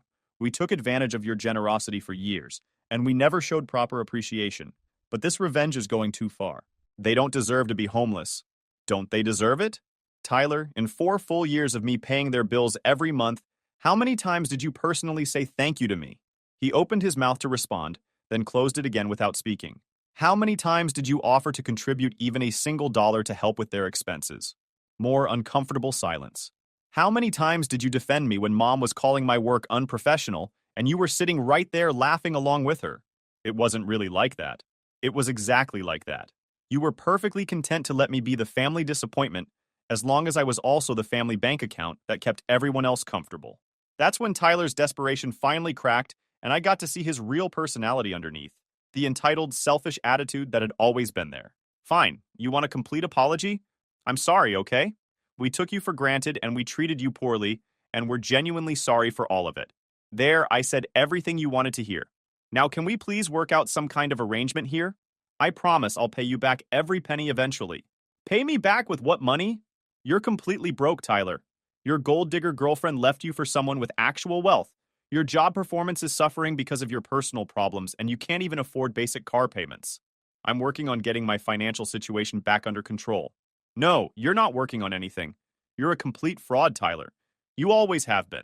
All those big stories about your successful investment deals and your bright career prospects? Total lies. You make $68,000 a year, and you're drowning in debt that you'll never pay off. His face turned red with embarrassment and anger. How do you even know details about your pathetic financial situation? Because unlike you, I actually have real professional relationships in this town, built on honesty instead of pretension and lies. That's when both my house phone and his cell phone started ringing at exactly the same time. Mom, getting increasingly frantic as her deadline approached. She wants to talk to you, Tyler said, looking at his buzzing phone with dread. I'm sure she desperately wants to talk. Ryan, please. They'll agree to whatever terms you want. They're completely desperate, and they'll do anything you ask. Desperation is interesting. Where was this level of desperation when I needed a family that actually respected what I was doing for them? I walked over to my kitchen counter and picked up the house phone. Ryan? Mom's voice was pure panic mixed with hysteria. Please, we have to find a way to work this out. We can make this whole situation right somehow. Really? How exactly do you plan to make this right? We'll pay you back for everything. Every single dollar you ever spent helping us. All $125,000 I spent over 4 years, plus interest calculated at current market rates, plus compensation for the damage to my reputation from Tyler's lies around town? I could hear her crying through the phone. We don't have that kind of money available right now. Then what exactly are you offering me, Mom? Ryan, please understand. We're your family and we've always loved you, even when we didn't show it properly. You have a really strange way of showing love and family loyalty. We made terrible mistakes. We said hurtful things that we didn't really mean. But you can't destroy your own family over some angry words and hurt feelings. Some angry words? You think this whole situation is about hurt feelings and bruised ego? What else could it possibly be about? It's about basic human dignity and respect. It's about being treated like a person instead of a bank account with legs. It's about 4 years of holding your family together financially, while you told everyone in town that I was a disappointment and a failure. We never said you were a failure. Not family material. Blue-collar worker. Not cut out for professional success. Not the type to have a real family someday. Ring any bells, or do you want me to keep going with direct quotes? Long silence on her end. Here's exactly what's going to happen. You're going to find somewhere else to live. Tyler's going to figure out how to support himself like an actual adult instead of a spoiled child. And I'm going to turn that house into something that actually helps people who deserve help instead of just enabling ungrateful family members. Ryan, please, I'm literally begging you to reconsider. And if any of you try to contact me again, if you show up at my house or my business, if you try to drag other family members or mutual friends into this drama, I'll make sure everyone in this town knows exactly why you're homeless and exactly how much money you wasted before I finally learned to stop enabling your dysfunction. I hung up the phone and looked directly at Tyler, who was standing in my living room, looking like his entire world had just collapsed around him. You got your 5 minutes of explanation time. Now get out of my house and don't come back. He left without saying another word, and I watched through my window as he sat in his car for several minutes before finally driving away. 8 months later, I converted the house into a transitional living facility for men completing addiction recovery programs, partnered with local nonprofit organizations, completely renovated the entire property, and now it provides a safe, supportive environment for guys who are genuinely trying to rebuild their lives after hitting rock bottom. Men who actually appreciate second chances and understand the real value of honest work and personal responsibility. My parents eventually found a small 2-bedroom apartment across town. Tyler moved in with an old college buddy. Last I heard, he was working at a cell phone store making hourly wages, plus commission on sales. Story 6. This story is titled, My Parents Wanted Me to Drop Out of College to Support Their Lazy Golden Child's Big Dreams. When I refused, they came off financially. So I moved out and went no contact. Hi everyone! Before we dive in, a quick favor. If you enjoy content like this, please hit the subscribe button. It's free, supports the channel, and makes sure you never miss out on amazing videos. Alright, let's get started. Hey everyone. So, I never thought I'd be the kind of person to share my personal stuff here. But after seeing how many of you open up about your stories, I figured I'd give it a shot and share mine too. I'm a 20-year-old guy, in my second year of college, and somehow I've found myself in this weird, messy situation with my family. It's the kind of thing you think only happens in movies, but nope, this is real life, and I'm living it. If nothing else, maybe writing it all down will help me make sense of things. Alright, here's the backstory. I grew up in a smallish town where my family ran this bakery that's been around forever. I'm talking decades. It was originally started by my grandparents, and my parents took over after they retired. It's the kind of place everyone in town knows about. Not because it's fancy or anything, but because it's always been there. People go for the same bread, pastries, and coffee they've been buying since they were kids. For my parents, the bakery isn't just a business. It's their whole life. They've poured everything into it. Late nights, early mornings, holidays, it doesn't matter. My mom would always say, "This bakery is the heart of our family," and my dad would go on about how it was our legacy. As a kid, I helped out here and there, mostly because I had to. I'd sweep floors, refill the pastry case, or bag up orders. Nothing too serious, but it was enough to give me an idea of how much work goes into running a place like that. My parents would talk sometimes about how they hoped one of us, me or my younger brother, would take it over one day. Here's the thing. I never really saw myself in that role. Don't get me wrong, I appreciated the bakery for what it was, but it wasn't my dream. I didn't have the same attachment to it that my parents did. I was more focused on school and figuring out my own path. Then there's Trevor, my younger brother. He's 18 now, but he's been the golden child since we were kids. You know the type. He could do no wrong in my parents' eyes.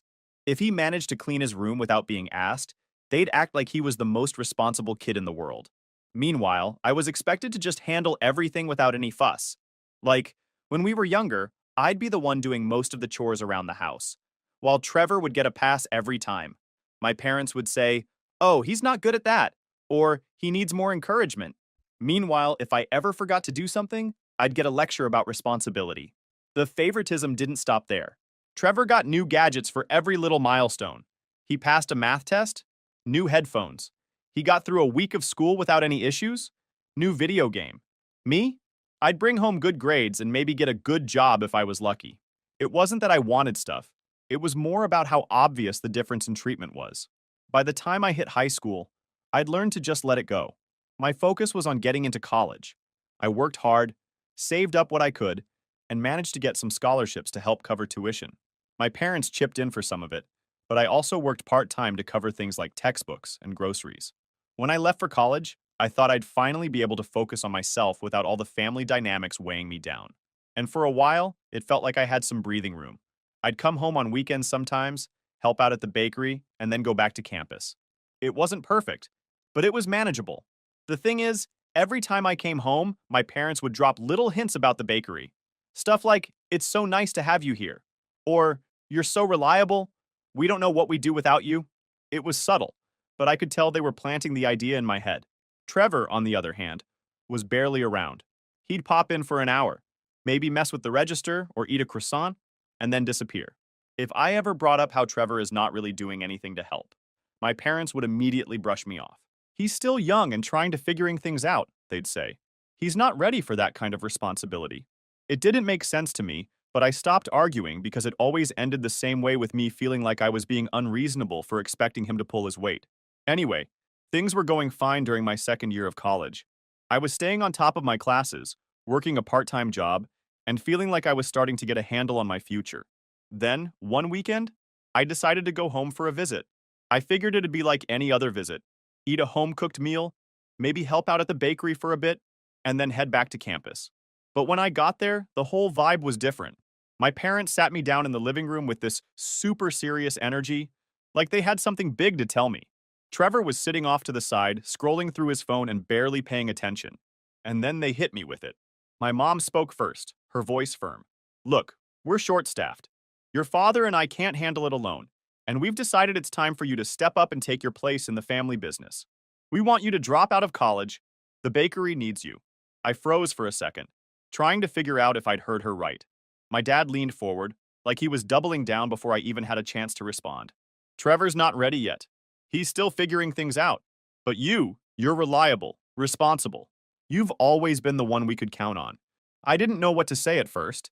I wasn't sure if they were expecting me to smile and say, "Sure, I'll just throw away everything I've been working for," or if they actually thought this was a reasonable request. Either way, I needed a second to let it sink in. Finally, I managed to ask, "You want me to, what? Drop out of college?" My mom nodded like it was the most logical thing in the world. "We need someone we can trust at the bakery full-time. We can't keep running it on our own, and hiring help isn't an option right now. You could go back to school later, maybe in a few years, when things are more stable." I looked at Trevor, who was sitting there with his headphones half on, scrolling through his phone. He hadn't even looked up. "And what about him?" I asked, trying to keep my voice steady.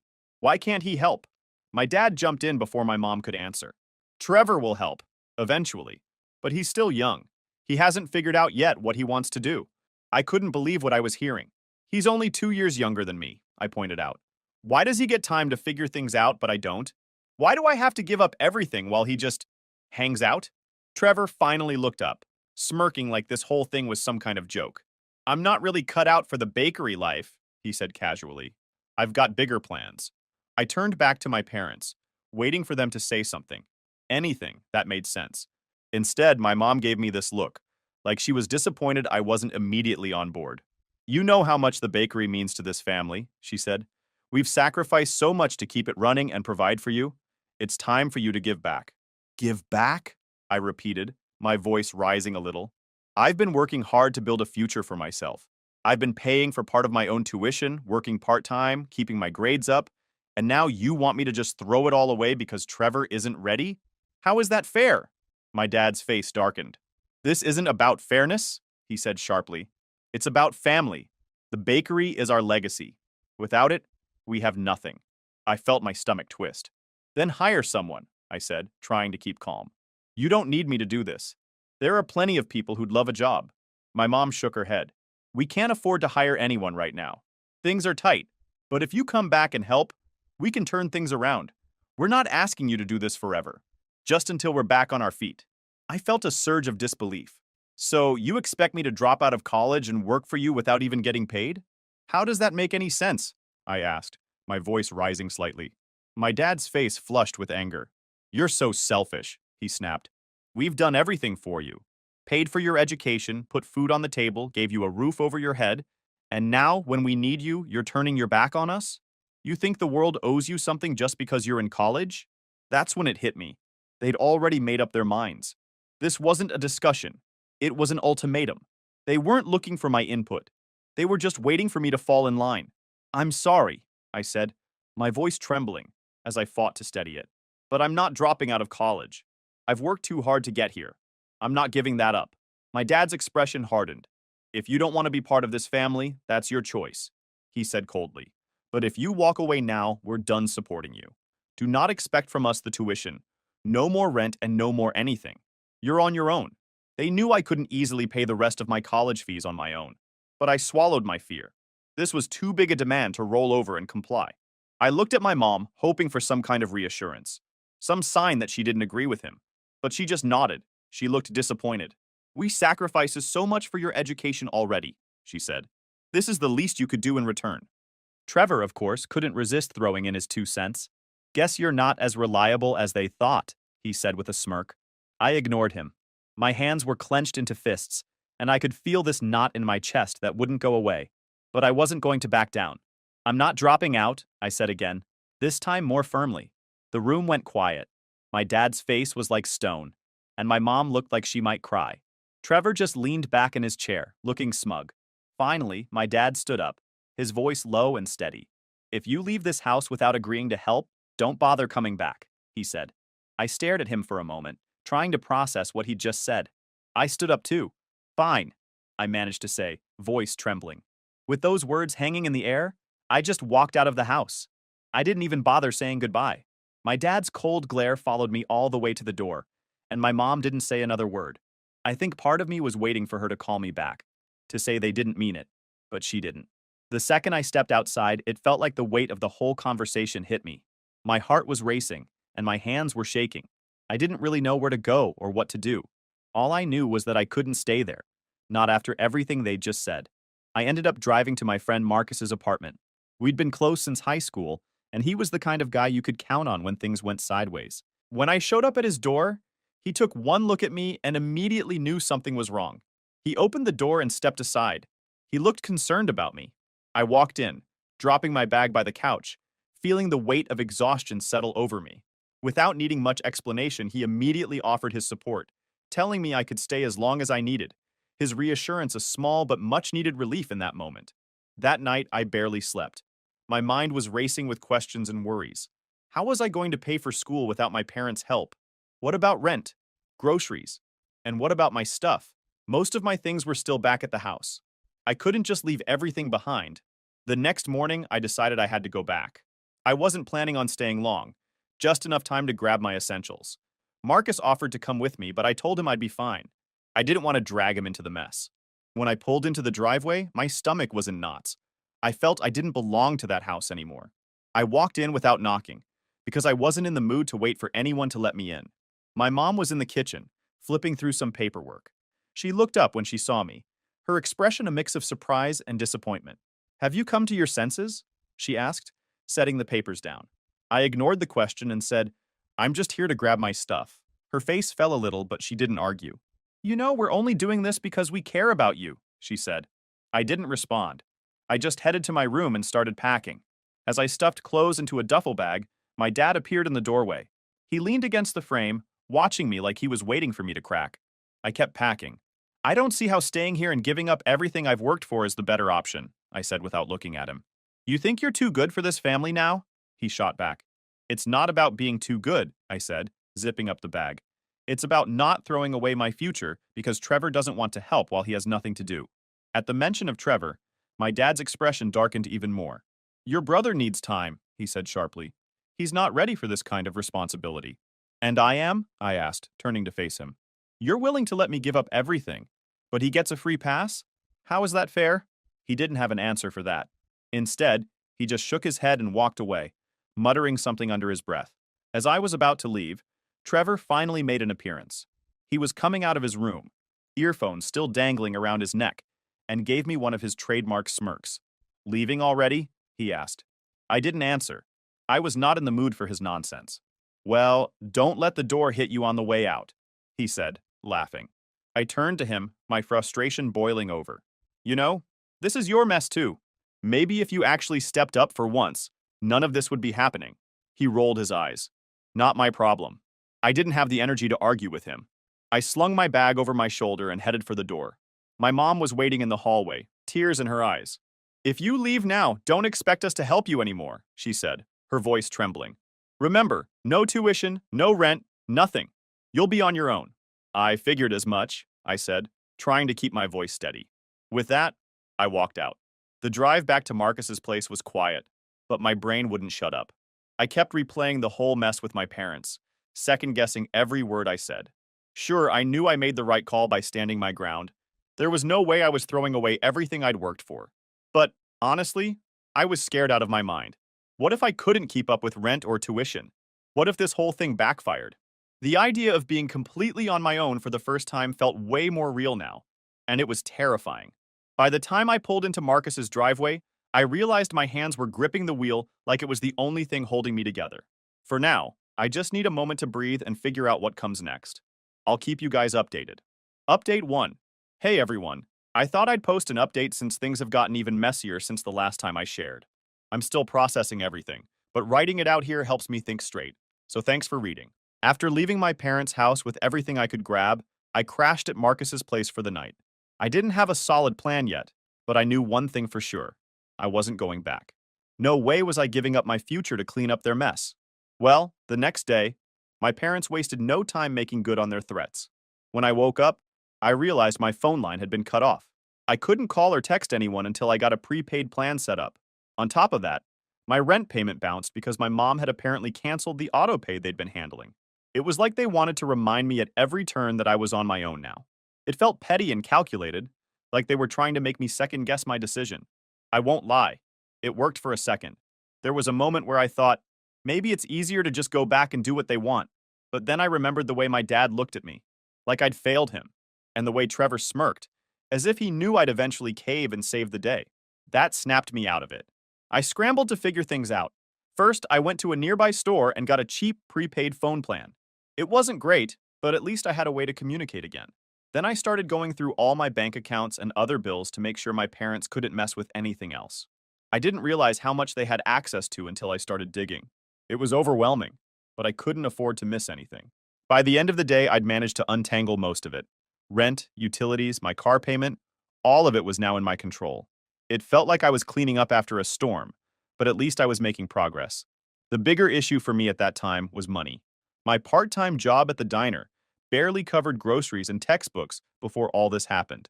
Now I had to figure out how to stretch that income to cover rent, utilities, and everything else. I talked to my manager and asked if I could pick up more shifts. He was hesitant at first since the schedule was already tight, but he eventually gave me a few extra hours. It wasn't much, but it was a start. Next, I went to the financial aid office at school. Explaining my situation to them was tough.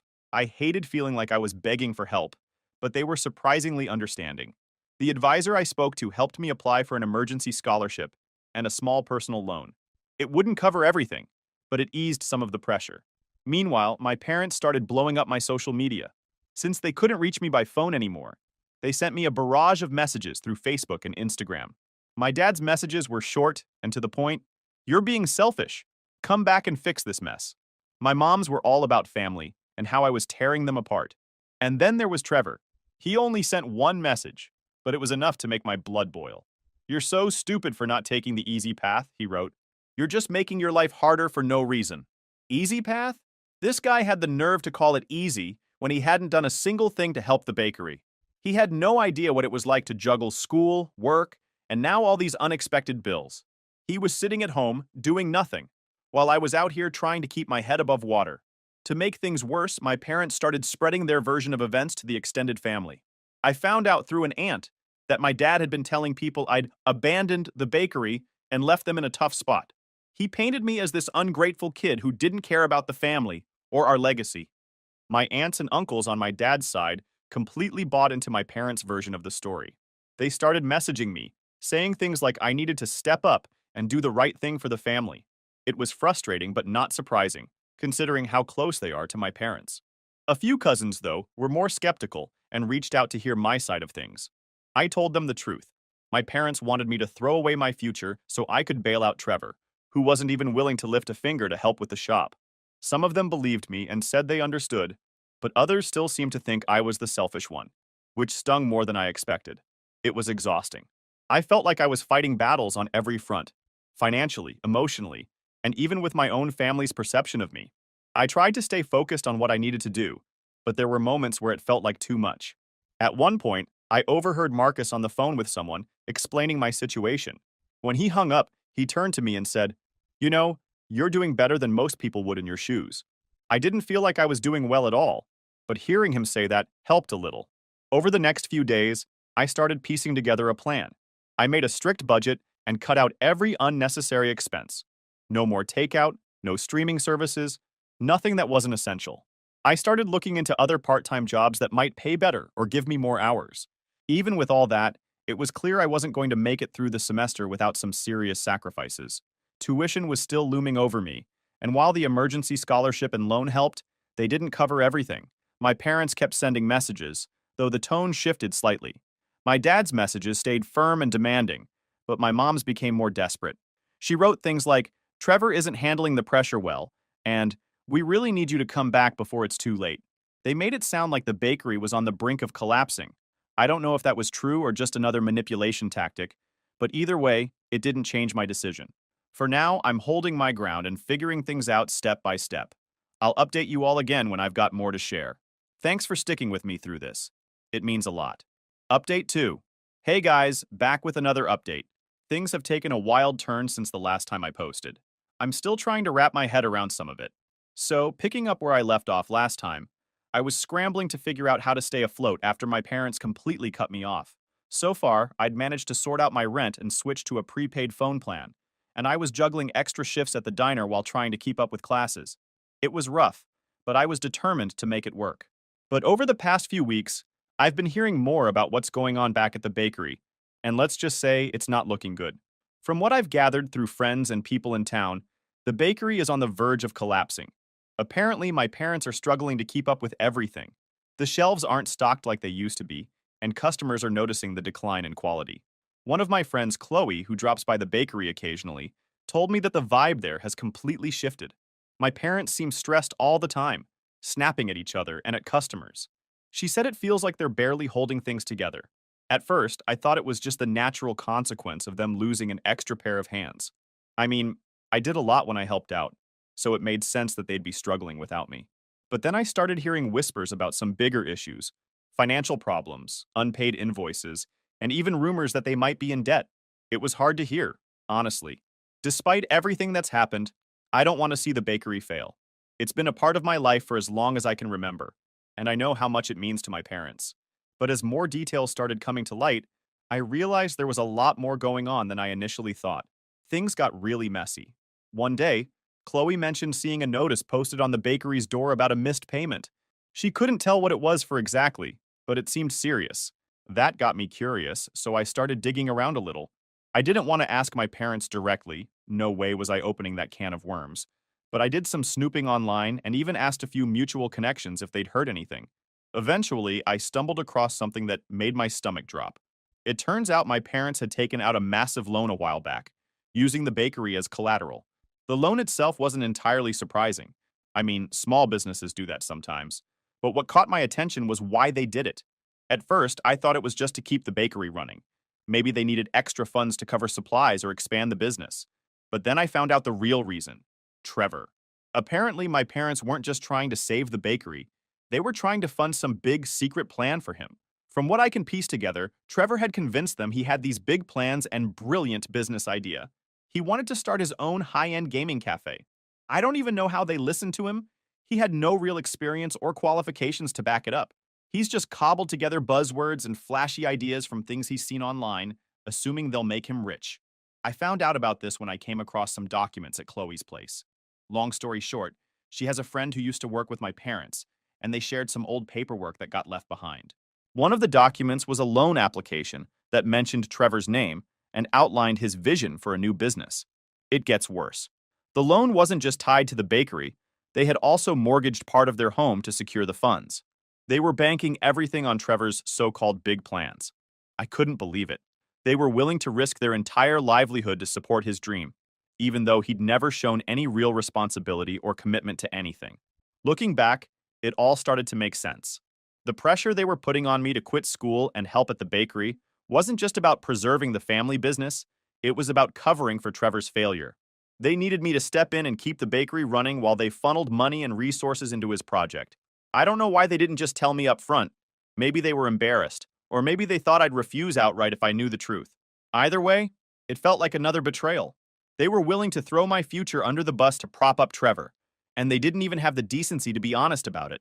The more I thought about it, the angrier I got. I've been busting my ass to make ends meet, all while they've been bending over backward to support Trevor's pipe dream. And where's Trevor in all this? Nowhere to be found. From what I've heard, he's barely involved in the bakery anymore, and his big plans haven't gone anywhere. It's infuriating, but it also solidifies something I've been feeling for a while now. I made the right decision by walking away. If I'd stayed, I would have been nothing more than a band-aid for a problem I didn't create. That said, it's not easy knowing the bakery is in such bad shape.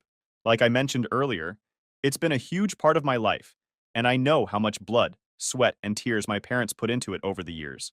But at the same time, I can't help but feel like this is a mess they created by putting all their eggs in Trevor's basket. For now, I'm focusing on keeping myself afloat. I've managed to settle into a routine with school, work, and budgeting, but there's still a long way to go. I don't know what's going to happen with the bakery, and honestly, I don't know if my relationship with my parents can ever fully recover after this. I'll update you all again when I have more to share. Thanks for sticking with me. It means a lot. Final update. Hey again, this will probably be my last update. Things have escalated to a point where I've had to make some tough decisions, and I think it's time to finally close this chapter of my life. Thanks to everyone who's been following along and offering support. It's helped more than I can say. So, last time, I mentioned finding out about the loan my parents took out and how it wasn't just to keep the bakery afloat. It was to fund Trevor's so-called big plans. That discovery alone was hard enough to process. I'd already been dealing with the fallout of being cut off and trying to piece my life together, and knowing that my parents were risking everything for Trevor while expecting me to sacrifice my future just made it worse. I hadn't spoken to my parents or Trevor directly since I left. Most of our communication had been through their guilt-laden messages on social media. But out of nowhere, my mom called me last week. She used a number I didn't recognize, probably because I'd blocked her main one, and I almost didn't answer. I wish I hadn't. She sounded tired and on the verge of tears, which threw me off right away. For a moment, I thought she was finally ready to apologize, or at least acknowledge how unfair everything had been. But no, the first words out of her mouth were, "We need you to come back." I stayed quiet, letting her talk. She went on about how the bakery was in trouble and how Trevor's big opportunity hadn't worked out the way they'd hoped. She didn't go into much detail, but it was clear that whatever dream he'd sold them on had fallen apart. Then she hit me with "Trevor's struggling," she said, her voice breaking. "He's not handling the pressure well. Your father and I are doing everything we can, but we can't do this without you." I couldn't believe what I was hearing. Even after everything, they were still prioritizing Trevor's needs over mine. They weren't calling to check on me or make amends. They just wanted me to come back and clean up their mess. "Why would I do that?" I asked, trying to keep my voice steady. "You cut me off, told me I wasn't part of the family anymore, and now you expect me to come back like nothing happened?" She started crying, saying things like, "We didn't mean it," and "You know we've always cared about you." But when I pressed her about the loan and Trevor's involvement, she got defensive. She claimed they were just trying to help him find his path, that they believed he had potential, and that sometimes you have to take risks for family. I told her that risking the bakery and their home on Trevor's pipe dream was reckless, especially when he had no real experience or track record. She didn't have much to say to that, except, "We thought it would work out." That's when my dad got on the phone. He was angry. He accused me of abandoning them and said I was being selfish for refusing to help. "This family raised you, gave you everything, and now you're turning your back on us when we need you most," he said. I snapped. "You didn't need me when you decided to mortgage the bakery for Trevor. You didn't need me when you cut off my tuition or canceled my rent payments. You only need me now because you're out of options. And Trevor can't fix this mess." My dad got even angrier, saying I had no idea how hard they'd worked or how much they'd sacrificed for the bakery, and for me. But at that point, I was done. "Sacrifice?" I said. "You're the ones who made the choice to risk everything for Trevor. You didn't ask me what I thought, and you didn't care what it cost me. So don't sit there and act like I owe you anything." I hung up before he could say anything else. The call left me shaken, but it also confirmed something I'd been avoiding for a while. I needed to cut them out of my life completely. Every interaction with them just reopened old wounds and reminded me of how little they valued me compared to Trevor. Speaking of Trevor, he sent me one last message after the call. It was a long rant about how I was letting the family down and how he was trying his best to make something of himself. He even tried to spin it like I was the reason his plans didn't work out, saying that if I'd stayed and helped at the bakery, things might have gone differently. I didn't respond. What was there to say? He'll never take responsibility for his actions, and I'm done wasting my energy on someone who can't even acknowledge how much damage he's caused. So, here's where I'm at now. I've blocked all of them. My parents, Trevor, even the meddling relatives who keep trying to push me into doing the right thing. I've deleted them from social media, changed my phone number again, and told my close friends to ignore any messages they might get from my family. It's not an easy decision, and I know there will be days when it feels lonely. But I can't keep putting myself in situations where I'm treated like a backup plan or a scapegoat. I'm currently focusing on my studies, keeping up with work, and slowly rebuilding my confidence. It's not perfect, and it's definitely not easy, but it feels like the right path. Thanks again to everyone who's read and supported me through this journey. Your kindness and advice have meant more than you know. I'm signing off now, but if you're ever in a situation like mine, just remember, you're allowed to put yourself first. Take care, everyone.